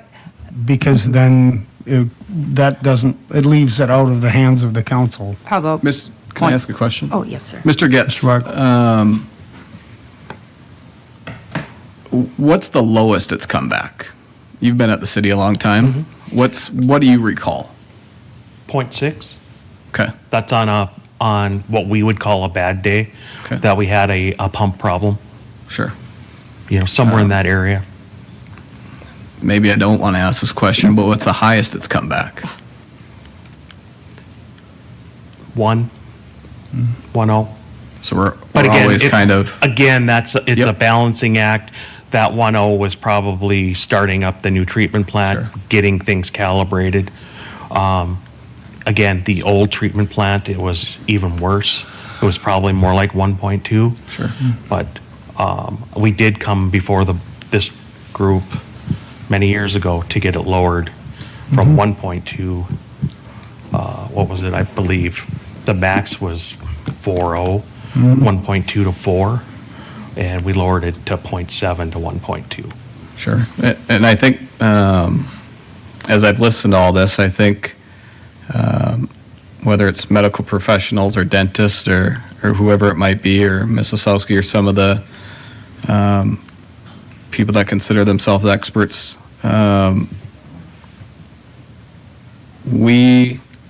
think what Ms. Osowski wants is something where we're not getting a real high amount. And I think we could all agree with that. I think my mom always told me that everything's good in moderation.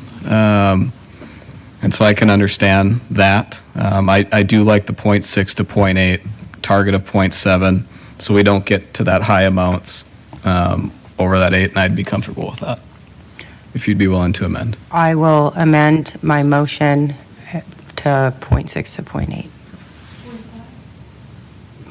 Danny said 0.6.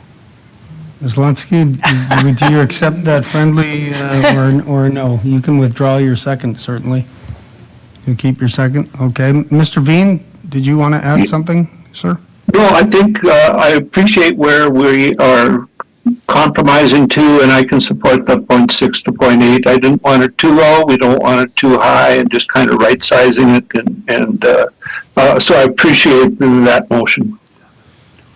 Okay. Further, Mr. Gosted, yes, sir? Again, just to make it clear, you're directing me now to modify the ordinance to read 0.6 is the low and 0.8 is the high. It'll take a couple of readings. Yes, sir. Yep. I think in addition, right now it says approximately 0.7, so that's I think we should put a target in there or an approximate number so these operators know whether Fred's not going to be here forever, so everyone knows what the target is. Are you okay with the target? That was at 0.7. 0.7, with the target of 0.7, yes. Everyone is okay with that as part of the motion, Ms. Osowski? I suppose. Very good. You're very chipper. Compromising today. Very good. Okay. I don't think we need a roll call vote. Any other comments? All those in favor signify by saying aye. Aye. Aye. Opposed, same sign. Motion carries unanimously. Thank you very much. Good discussion. 5.3, NDDOT Grand Forks Local District request for concurrence on House Bill 1298. Mr. Grasser.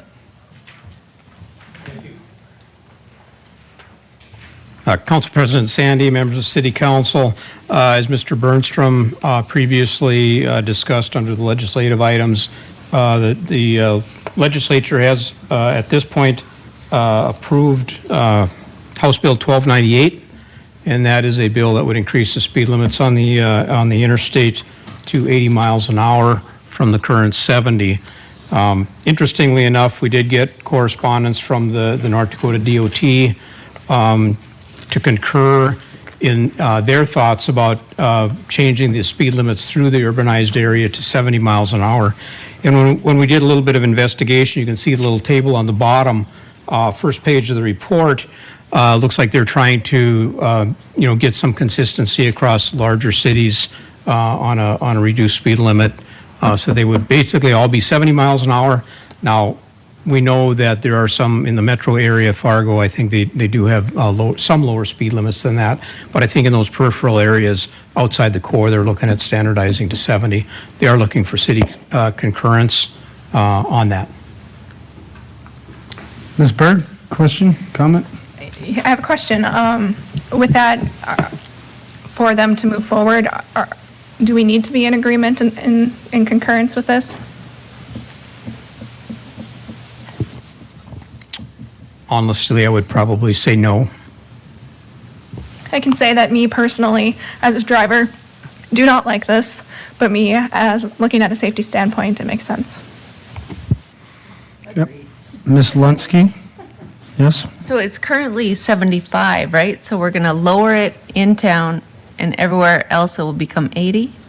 Correct. So you're lowering the speed limits where you've got these entering and exiting movements coming on and off the ramps.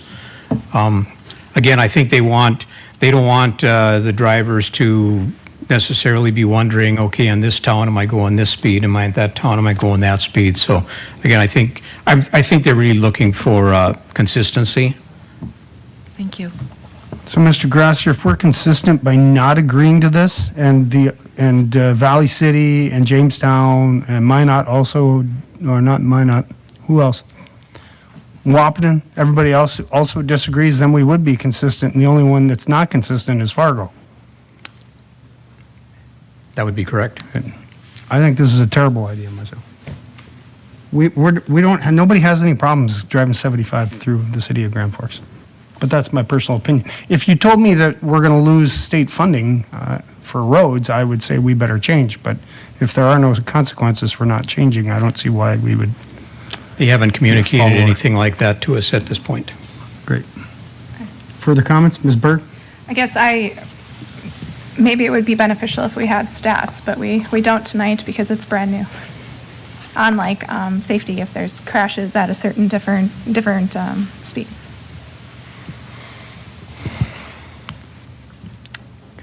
Are there further discussion? Any motions to agree or not agree? Anyone? Somebody has to make some motion. We either agree or we disagree. I motion to disagree. Okay, motion by Osowski, second by Friedhoffs to not accept the proposal presented by North Dakota DOT. Further comments? Quick question, Yes, Mr. Sandy. Mr. Veen, yes, sir. And maybe for Mr. Grasser, by us not agreeing not to make a recommendation, the DOT can still do whatever signage they think of on their professional judgment. That would be my belief, yes. They're going to manage Which I their think state is- system. They would Which is like, probably where it belongs. yeah, I think they do like to be in concurrence with the local entities. So I'm not sure where they would go with it, but ultimately they have the decision-making authority on the speed limits. All right, there's a motion and a second not to concur. Any further comments? Hearing none, all those in favor signify by saying aye. Aye. Opposed, same sign. Aye. Oh boy, we better roll call vote that one. Good one. All right, we'll start with Weigel. No. Wasowski. I don't really know what I'm voting on. So this is a motion to not agree. A yes Okay, vote yes. is Yes, for So your my vote is the motion. same, yes. Yes. Berg, No. Lunsky, No. Friedels, No. Veen, No. and President Sandy. Yes. Motion fails. Okay, thanks. Moving on. DOT gets another one. Would we make a motion now to concur with the DOT? I'd make that I motion. suppose we would have to, yep. Yeah. Moved by Weigel, I second think we should by, address it, yes. second by Berg. Thank you. All those in favor signify by saying aye. Aye. Opposed, same sign. Aye. Motion carries. Sandy dissents. Thanks. Moving on. Thank you. Thank you. 5.11, award bid and task order amendment, project 8917, 2025 bridge rehab. I'm ready to vote. Anyone have a motion? Move approval. Moved by Osowski, second by Berg. All those in favor signify by saying aye. Aye. Opposed, Aye. same sign. Aye. Aye. Motion carries. Sandy and Weigel dissent. Thank you. 5.21, Sears Aircraft Tax Incentive Pre-Application. May I Ms. have the floor? Osowski. Yeah, I'm Yes. just going to make my comment. I mean, you've all heard it before. They're owned by the Chinese military. They send 1% of their earnings back to the Chinese military. I disagree that they should be getting a tax incentive. So I'm ready to vote. Thank you. Motion to approve. Thank you. Motion by Berg. Is there a second? Second by Lunsky. Further comment? Hearing none. All those in favor signify by saying aye. Aye. Aye. Opposed, same sign. Aye. Motion carries. Osowski dissents. Thank you. 5.22, Greenview Living LLC Tax Incentive Pre-App. Ms. Osowski, yes. Yeah, I really feel for these residents up here. I don't support this at all. It's changing the green space. A lot of people live over there because of that green space, and I think whenever we try to change the density of a population, that, you know, I think zoning really comes with the home. So I disagree with this. Thank you, Ms. Osowski. Mr. Weigel. Vice Thank- President Weigel. Thank you, Mr. Sandy. I also feel for folks, but I also look at where we are in the process. I think process is important. I said that for multiple projects. I think when you have a process, it's important to follow that process. I always make the comment that we have a 100-piece puzzle right now, and we're putting down a corner piece by them coming to the city. So I think it's important to at least have the conversations about what this could look like. I think it's important for them to have conversations with the neighborhood to see what this looks like. I mentioned to President Sandy, and maybe Mr. Ritterman can talk about this, but have we done any design in what it would look like if we did place it on the west end, towards 42nd, towards Demers? And the reason I ask that is because I do think this development could be something that is good for the city. I picture myself getting off on Demers Avenue every time I take I-29 north, because that's where I live. And I think it would be an attraction for people that are pulling into the city to see something. And so I would love to see what that would look like west, knowing that we already have some apartments over there, knowing that more people traverse that area at Demers and 42nd, knowing that we have a major road construction project going that way anyways, where we're going to have to do some construction. So I'd be curious on what Mr. Ritterman's thoughts are with this, or Mr. Phelan. Yep, Council President Sandy. Mr. Phelan. Council Vice President Weigel. I want Mr. Ritterman, and they haven't been involved in the golf course, we'll call it redevelopment due to the underpass, but I have been part of those meetings. So the goal in the meetings that I've been in is try to minimize with the underpass as many of the holes as possible. I think we're down to like 3 or 4 holes that are going to need mitigation due to the shrinking of that footprint. So it's been more of a how do we impact the Ray Richards Golf Course as little as possible has been the goal. Not only for UND and the golf course, but also for cost. And as you well know, we've gone from a $60 million project to a $90 million project. So that's been the goal, to try to minimize the disturbance of the golf course as much as possible. And I know the question, I think it's like 3 or 4 holes are going to get disturbed as part of the underpass project. Thank you, Mr. Phelan. Mr. Ritterman? President Sandy. Mr. Weigel, yes, Todd is correct. We haven't been in a whole lot of those discussions. That's been on the UND level and state level and city level. So we're waiting to hear that final design. I don't know if it's been done yet. There's been a lot of discussion on 9-hole, 6-hole, make it, whatever it is for par. So there's a lot of discussions there, but we just want to, I think you guys already know this is a pre-application. We have a lot of work to do. We're on step 1 of 100 pieces. We have a meeting set up with the ownership group here next week, next Tuesday. We'll try to address as many of those concerns and work through that process. But if anybody knows anything about Dakota Commercial and and the development group. This isn't an easy deal to do. We got selected to help out the university try to make this work. As you know, we're finishing Memorial Village 1, Memorial Village 2. We've done many, many projects here in Grand Forks, Pure North, the Hugos, Selkirk, the list goes on and on. Everything around the Ralph has basically been ours, other than the medical school. So we're here to work with the neighbors. We're here to find a solution that works best. And we'll see where it goes. You know, if it doesn't work, it doesn't work, and we'll regroup and come back. So just want to point that out. And then just one thing. Mr. Tweeten, good evening.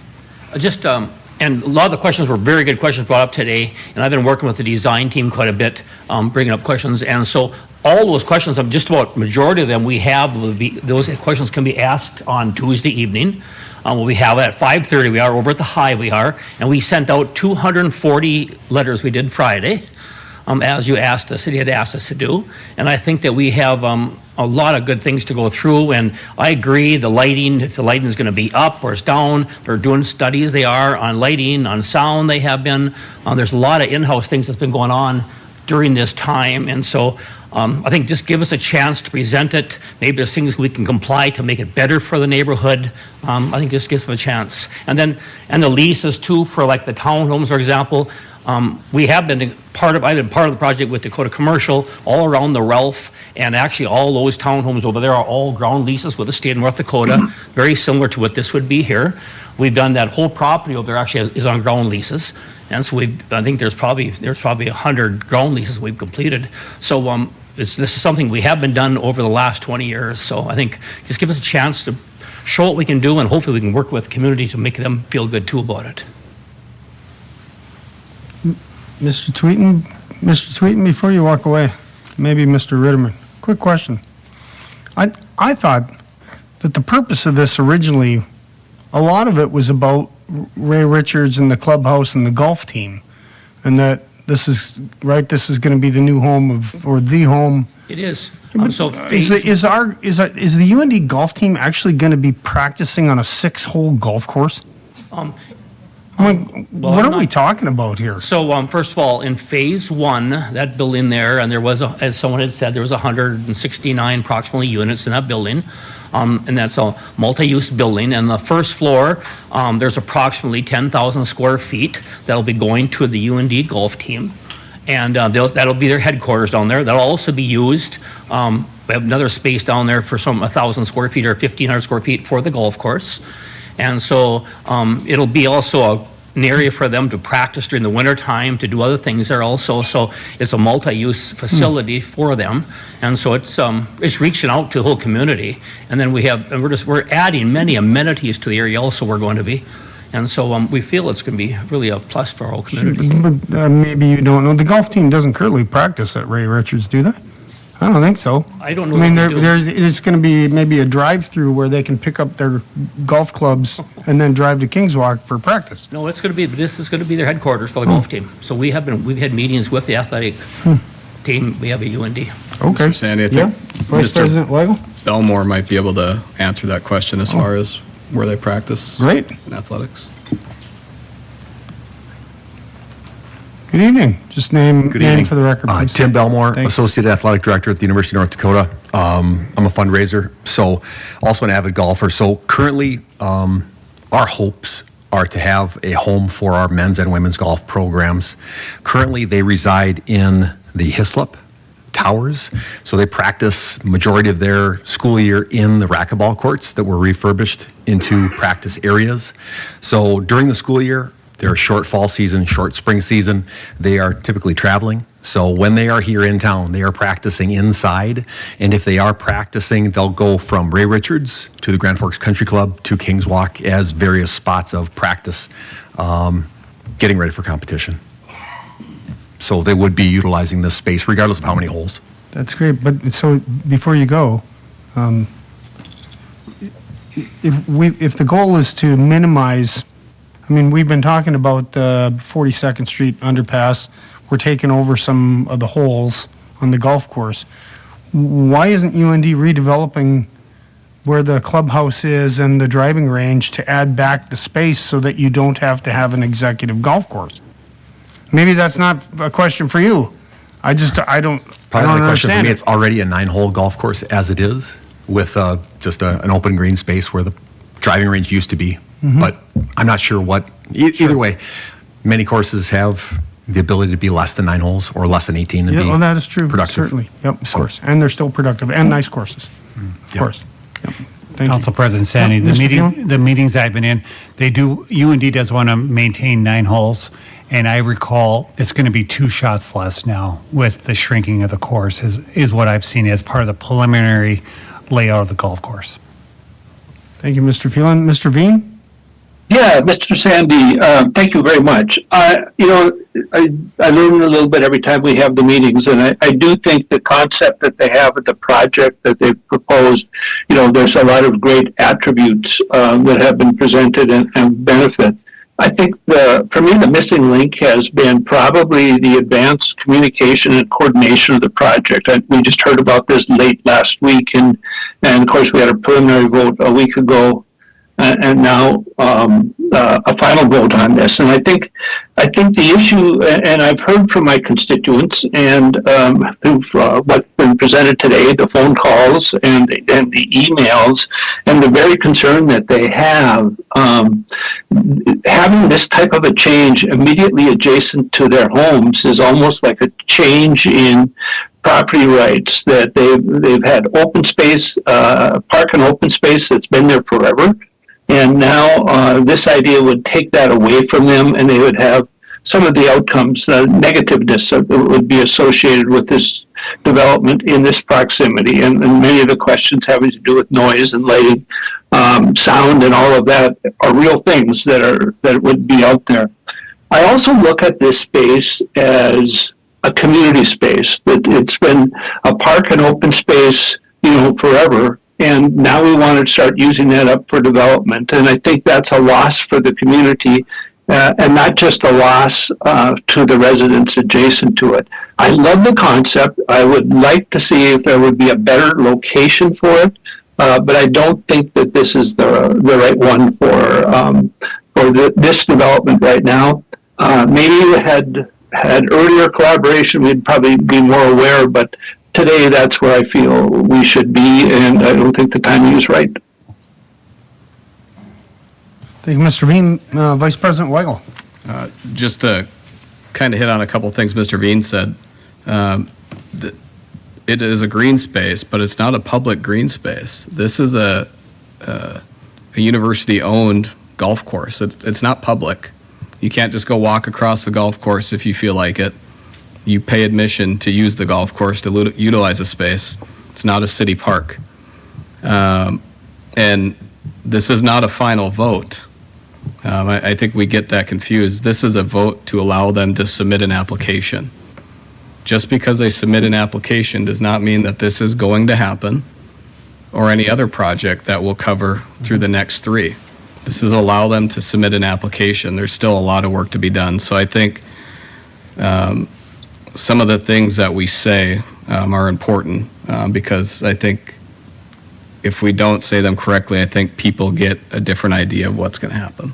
So, Thank you, Mr. Weigel. Mr. Sandy. Oh, yeah, Mr. Veen. No, I would challenge that. Certainly, it's owned by the University of North Dakota, but it is still an open space within our community that we all get to enjoy. Certainly, we can't walk across any golf course, and you wouldn't want to with this one either. So I disagree with what was just stated. I think it's an important benefit to the community, and I'm looking to keep it that way. Thank you, Mr. Veen. Ms. Burke? Yes, for the pre-application, is it tied to the physical location of this application? Councilmember Berg and Council President Sandy, yes. It's one of the reasons why we haven't moved forward with the Agristo tax incentive application. They haven't actually, named a property itself to point to. Thank you, Mr. Phelan. Ms. Berg, yes, Ms. Osowski. Yes, I have some comments. I guess one, I'm not going to vote for any of these tax breaks. I do not think that apartment buildings, I disagree with subsidizing apartment buildings for people. I disagree. And they stated last week that, without these subsidies, rent would be through the roof. I 100% disagree with that. But I do have some questions. First, this is the same group of people that's in charge of Epic, correct? Councilmember Osowski, some of the members are part of that, not all of them. Okay, and some of the members, probably the same members that are involved with Epic, are part of Memorial Village 1 and 2, correct? Correct. Okay, I have an issue. We just had Growth Fund today, and we already have Memorial Village 1 and 2 coming back and asking us to secure their loans, or I'm not sure of the proper terms. I'm sure. Subordinate. Subordinate their loans. And so, at what point does this stop? I mean, it's the same developers with Epic, the same developers coming back now to us with Memorial Village 1 and 2. I mean, how much money do these people need? How much tax break do these people need? When are our other projects going to get finished? I mean, I haven't heard anything about Epic since I believe this group of individuals took it over. I disagree with all of these tax breaks 100%, but I'm starting to have major concerns about the group of developers that continuously comes back asking for the same tax break and taking over a already failed project that they haven't finished. So Council President Sandy and Councilmember Osowski, on the Beacon project itself, Mr. Tweet and Mr. Ritterman, because they're local developers, they are trying to work through that project and taking responsibility. So I would anticipate you'll see that project come forth to you as part of their trying to move that project forward for the greater good of the community. The value of that property right now with the two buildings there, I think, is over $30 million. And I would dare say before those two buildings went up, it was less than $2 million. So the city's already captured a large value in that. And you have two committed developers that are willing to come back and try to make good on that investment. It is true. A lot of people have lost money on that particular project. I would guess Mr. Tweeten here has lost money in that project, but yet they want to move that project forward. And as we said last week, if we had more developers wanting to develop in Grand Forks and had more incentives for you guys to consider, we would be all for that. We shouldn't, we allow these incentive pre-applications for review. They want to develop in our community. We could have city council meetings where there's zero incentives, there's zero projects. We are quite fortunate in Grand Forks to have the growth and development we have in our community. We should never take that for granted. And we shouldn't treat people that are trying to invest in our community in a way that makes them look shameful. Feel unappreciated. Yes. Yeah. You can say no, and that's okay, but they're just asking, they would like to move forward with the project. They know planning and zoning issues are out there. They know infrastructure. They know incentives. They're just trying to wrap it all in here because they're all going to be tied together to move these projects forward. And they may never get it across the finish line, but they're willing to try and work in good faith. Ms. Lonsky, I'm sorry, Mr. Tweeten, did you have something to add? Just quick thing, it's Yes, just sir. on the Epic projects, clearly, Kevin and I sold that property to Epic, we did. We were not the developers on that project. That was strictly Epic out of Fargo. I am the builder. They hire us to build them. Today, I am $3.1 million short today. So that's how much they shorted me. We were a 3% or 2% investor in it. I mean, not very big, but that money we also lost. And so did 40 other people lost the funds on that thing. And so today, Kevin and I and our teams, we're trying to resurrect it through the banks to help them take care of that. And we are working very hard with the city. We have been, with banks, we have been to help the whole team get back onto the project. But we certainly didn't have anything to do with the development of that project, just so you know that. Thank you, Mr. Tweeten. Ms. Lonsky? I just wanted to share, I have two children right now trying to find a place to live in Grand Forks. Not that they want to live with their mother, but it's really, really hard right now to find an apartment. And I think we kind of need to embrace the youth. If they they want to stay here. We want to keep them here. They need a place to live, and I think they are renters. They're obviously not going to be homeowners right away, but they do need a place to live also. Thank you. Mr. Friedhoff, anything for the good of the order? No. Mr. Weigel? Ms. Berg asked a really good question, that they'd be tied to that location. Mr. Phelan, is that location the Ray Richards Golf Course in general? Whatever the address is on South 34th, or is it just how it sits now? They couldn't explore the west end. Council President Sandy, Council Vice President Weigel, the property is one property, it's Ray Richards Golf Course, but they're depicting it in this area. So if as we would go through the process and they decide to kind of shift things around, we'd certainly bring it back to say there's been a significant modification on what the development would look like. But it is we'll call it the Ray Richards lot.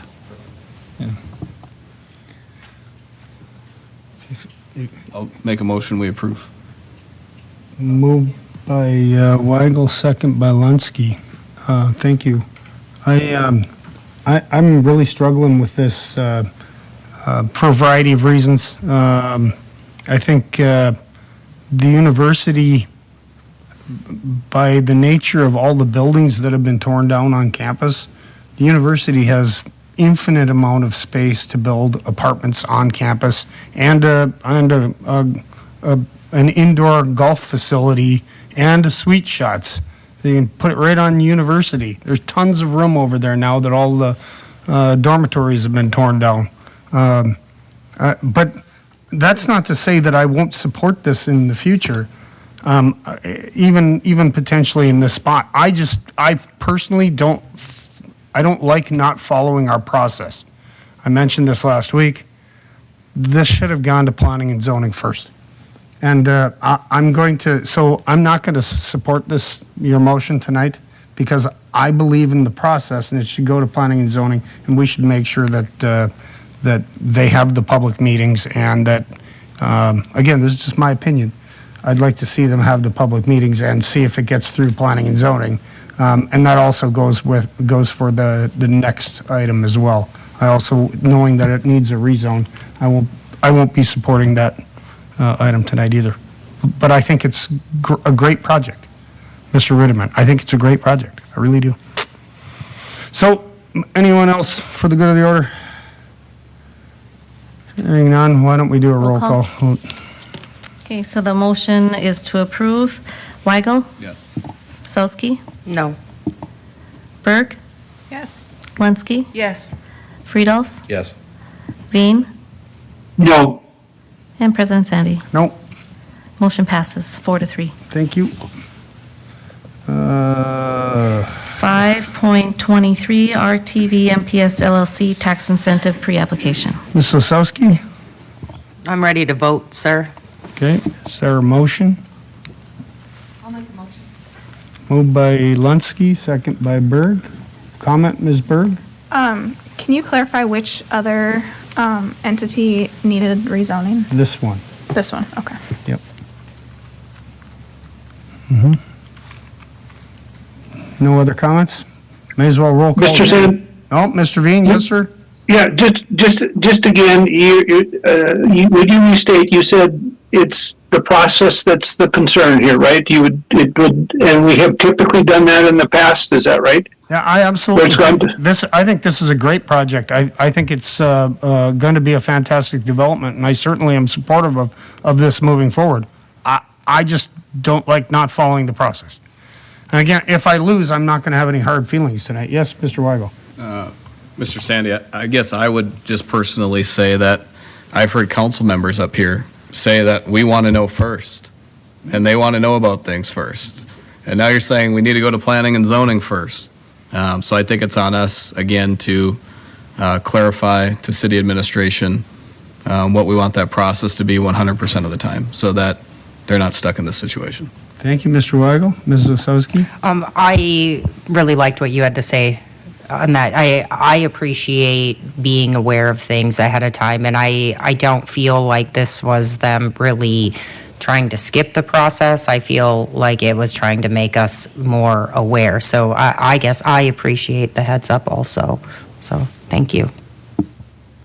Great. Great. Further comment? May as well roll call vote. Weigel, Yes. Solsky, No. Berg, Yes. Lonsky, Yes. Friedels, Yes. President Sandy, No. and Veen. No. Motion passes 4-3. Thank you. Item, Ms. 5.24 CK Commercial LLC Tax Incentive Pre-app. Ms. Osowski, you ready to vote? Yes, Mr. President. Is there a motion by Weigel, second by Berg? Further comments? Hearing none, all those in favor signify by saying aye. Aye. Opposed, same sign. Aye. Motion carries. Osowski dissents. Thank you. 5.25 Northridge Construction Tax Incentive Pre-app. Ms. Osowski, are you ready to vote? What number are we on again? 25? 25. Oh, I'm ready to vote, sir. Okay, is there a motion by Berg? Thank you. Second by Lunsky. Thank you. Further comments? Hearing none, all those in favor signify by saying aye. Aye. Aye. Same sign. Aye. Motion carries. Berg dissents. Thank you. Osowski dissents. No, Osowski dissents. Berg was in the affirmative. My apologies. 5.28 Adopt resolution to rename portions of 2nd Avenue North from 25th, North 25th Street to Columbia Road, 2nd Avenue North to Ridgeway Way. Thank you. I asked for this item to be pulled tonight. I think the University of North Dakota was hoping that we could reconsider and rename the stretch of 2nd Avenue North from Columbia Road to 23rd Street. Planning and Zoning Commission had a split vote. I believe it was 5-4 against. However, my personal opinion, knowing that there's only one address on that two-stretch block, and it will be the athletic department, and this would be a good way for us to commemorate and honor a good family and one of the very celebrated athletic directors at the University of North Dakota. So I think that we should move this forward. Yes, Ms. Osowski. Yeah, I have a comment. Yes. I disagree. I think it's a slippery slope to go down. You know, first it's just this portion of 2nd Avenue. The next thing you know, people are going to be wanting to change the street names all the time. I'm sure, you know, some people don't want a Trump Avenue or George Floyd Street. You know, I think that it's a slippery slope to go down. Not only that, I really appreciate the numbers.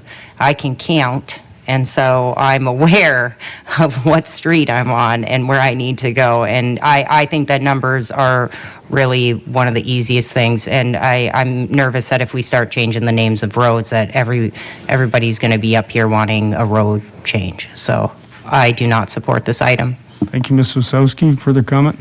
I just tend to agree. You're not going to have everyone changing roads. I just think that this is a good commemoration of someone, the UND, or all these other people you just mentioned don't even live in North Dakota, or I think it's a great idea, and I'm going to vote yes. And I would, to further that, I think whomever is counsel at the time will make the decision whether it makes sense to change the name of a street or not. Yes, Ms. Berg? Overall, I see the value in like university properties. They don't really have regular street names. It goes a little askew, but there was an honorary street, and I went back and watched the planning and zoning meeting regarding this and their discussion, and I guess I question why we're not doing honorary and actually changing the official name. Again, my personal point of view is we could do an honorary, and UND certainly I think they would do an honorary, but I think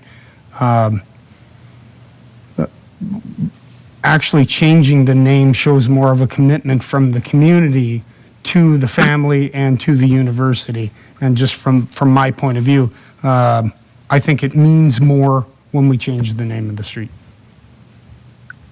Mr. Sandy. Yes, Mr. E.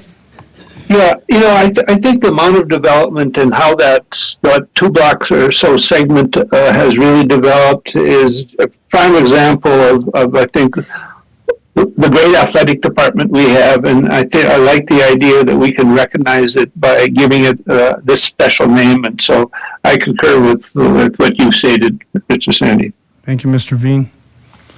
So is there anyone interested in making a motion in the second? Moved by Friedhoff, second by Lunsky. Thank you. Further comment? Hearing none. All those in favor signify by saying aye. Aye. Opposed, same sign. Aye. Motion carries. Osowski dissents. Thank you. 5.30, introduce ordinance preliminary approval of a request to amend zoning map for Southern Estates, PUD, Amendment 18, density increase and parking requirement reduction at Cardinal Point, located 2150 47th Avenue South. Is Mr. Brooks still here? Ryan, I also asked for this one to be pulled. This issue was also discussed at planning and zoning and also was a split vote. Mr. Brooks, can you give us a quick rundown and then I'll provide my reasoning for why I think planning and zoning is wrong? That's quite a setup. Thank you, Chair Sandy. The vote was split 5-4. It's this is a request by Cardinal Point, which is located at the corner of South 20th Street and 47th Avenue. For those who know the area, it's near the softball diamond and South Middle School. It is a 250 unit complex roughly. And what they have within this complex, they have multiple doors. So there's multiple entrances around the building. There's parking around the building. And within this structure, they have common units within it. Those common units have not been very well utilized. They have TV rooms, those types of things that are within there. And what they're trying to do is put some additional units. So their request in talking with us was to do an additional 4 units. They would take essentially 4 common units and turn them into livable units. And so when we spoke with them, we saw our density cap that we had on the property. It's 25 units an acre.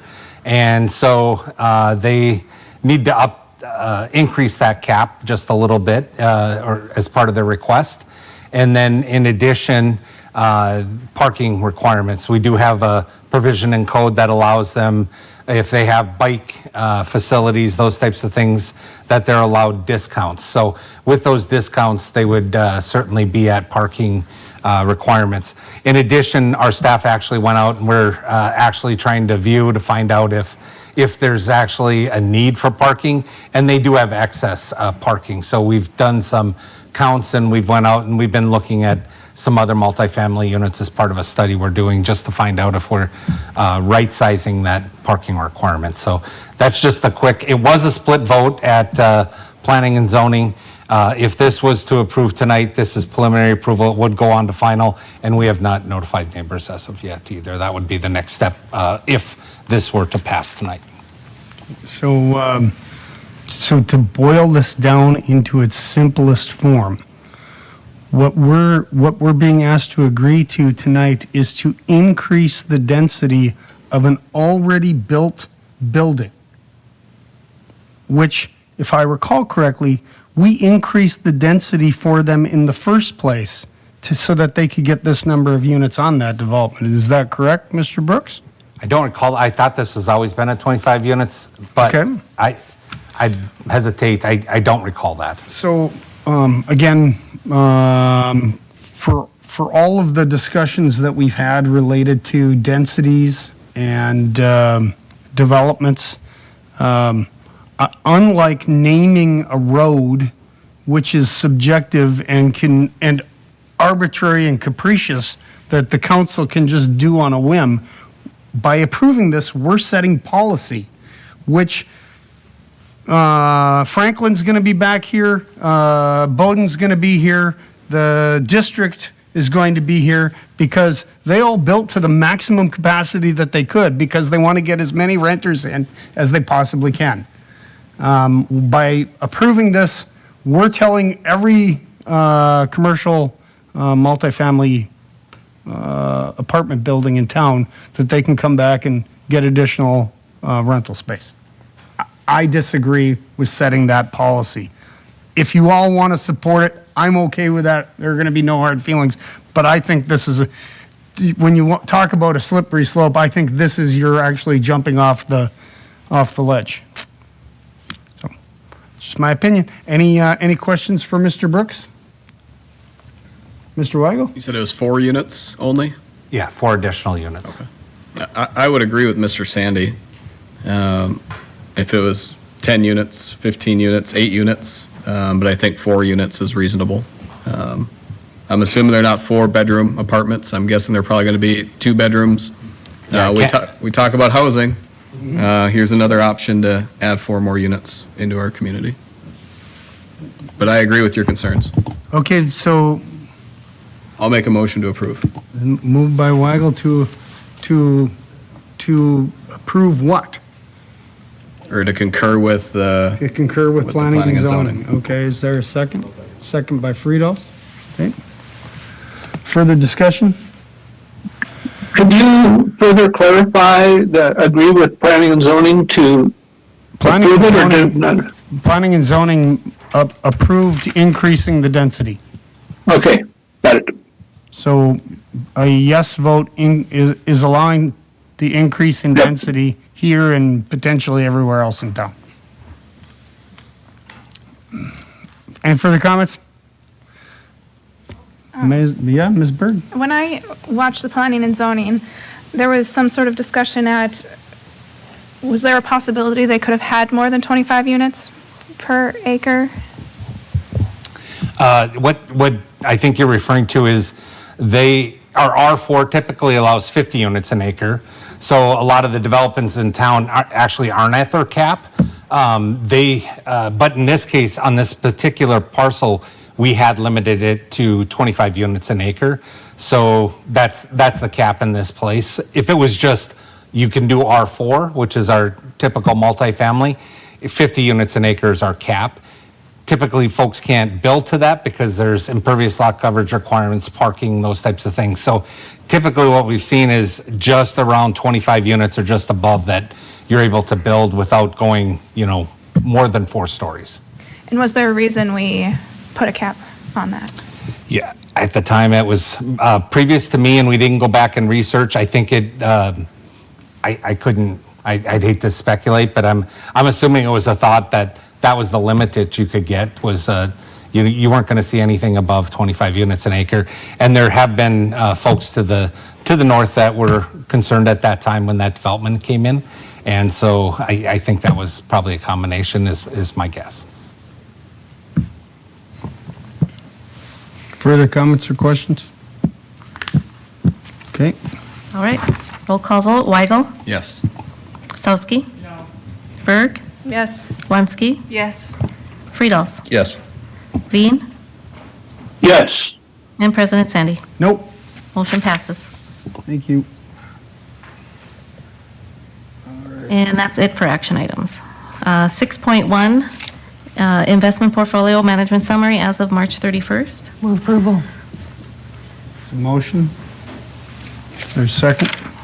It's information. That's informational. Actually, this is informational. We don't- No, we want to approve the information. Thank you. Moving on. Going on to approval of minutes and bills, 7.1, the vendor listing. Move approval. Moved by Osowski, second by Berg. Any comments? Hearing none, all those in favor signify by saying aye. Right. Opposed, same sign. Motion carries unanimously. Thank you. And finally, 7.2, the minutes from April 7th. Move approval. As is by Osowski, second by Berg. Any comments? Hearing none, all those in favor signify by saying aye. Aye. Opposed, same sign. Motion carries unanimously. Citizen comments? Any citizen comments Nope. tonight? Oh, that's too bad. Merry Christmas. All right, Mr. Phelan, any comments tonight? 2 comments. Council President Sandy, you brought up some of the concerns downtown, so I wanted to let you know the police department has started last week with a few bureaus of really some more intense enforcement downtown with multiple bureaus. So you'll see more action starting last week and over the next few weeks, and we'll give you a report on how things are going. I want to let you know the police department did follow up in that matter. And for next week, I want to let you know that we think we have a project on the Ultra Sports Complex. So we intend to bring the bids for the first part of the project. We intend to bring the overall estimate and what that looks like. We'll have the infrastructure bids in the district area. Marine will bring in the interim financing that was also real competitive. Dan Gosted and I and Marine been working on the operations agreement with the Park District. We think we'll have a final draft of that. And then finally, Mr. Gosted is working on the Children's Museum final lease too. We may not have that last Children's Museum piece, but you'll probably have, at least 3 of the 4 things next week, but we're working on the 4 things too, starting next week. So thank you, Council President Sandy. Thank you, Mr. Phelan. Comments from the council, Ms. Osowski? Yeah, quick comment. So I received an email during this meeting that we had an attempted armed robbery and kidnapping. That's a little bit disturbing just for everyone's, and Mr. Sandy talked about, what happened to the Hugo's general manager the other day. I just want to remind everybody that we live in a constitutional carry state, so please use your rights and protect yourselves. Also, I'm really happy that we at least got a little bit of handle on the fluoride. I greatly appreciate the support on that, so thank you very much. But at the end of the day, still make sure that you filter your drinking water. So thank you. Thank you, Ms. Osowski. Ms. Berg? Yes, I just want to share that I think this is the most I've ever received community feedback between the fluoride and the Ray Richards development. And I just want to reiterate with the Ray Richards development, it's not a done deal. That was, again, the first step of many. We had indicated or had a proclamation earlier about Workers' Memorial Day, and there is a local event being put on, I believe by IBEW, on May 1st. So, yeah, thanks. Thank you. Ms. Lunsky? Mr. Friedolfs? Just wanted to say thank you to a couple of our city leaders, Mayo Buczynski and Andy Schneider, off helping some veterans in the honor flights, and I think that's really a great opportunity to show our respect and gratitude. Just tonight, all the veterans were getting letters from their families, and I think he said one person had like 400 and something letters from just family members around the country. So I think a lot of emotions were flying high, and if you get an opportunity, they fly back in tomorrow night at 6. So great celebration with city leadership. Thank you, Mr. Friedolfs. Absolutely. Mr. Veen? Here, one quick question, probably for Mr. Phelan. The meeting now with the neighborhood on next Tuesday, is that right? And who's all invited to that? Council President Sandy and Councilmember Vian, they were going to invite the Planning and Zoning Commissioners, City Council members, Mayor, and then a large area around there. And I know they did that mailing too, so I think it covered the general area. We're intending to have it at the Hive in kind of that community area, so there'll be a presentation and also some Q&A feedback. Okay, thank you. We should have plenty of space then. I was just concerned. Thank you, Mr. Veen. Yes, Ms. Berg? It was posted on the city website, so I believe it's open to anyone. I would agree with that. Vice President Weigel? Unlike Ms. Osowski, I'm going to go home and have a giant glass of tap water because I think it tastes delicious. So that's all I have. Mr. Phelan, why didn't we ask them to have that neighborhood meeting at the Alaris Center right next to where they live? Why are we making them all come downtown? Downtown is great, but they're right across the street from the Alaris Center. Well, I think that is a good, that's a good inquiry, Council President Sandy. How about we do this? I think we're going to have more than one meeting. The first meeting will be at the Hive, and we'll make sure the second one's at the Alaris. I got a feeling this is going to take more than one meeting. Yes, very good. Thank you. Thank you, everyone. Is there a motion? I move adjournment. Moved by Osowski, second by Berg. All those in favor signify by saying aye. Aye. Opposed, same sign. Motion carried. We're adjourned. Thanks, everybody.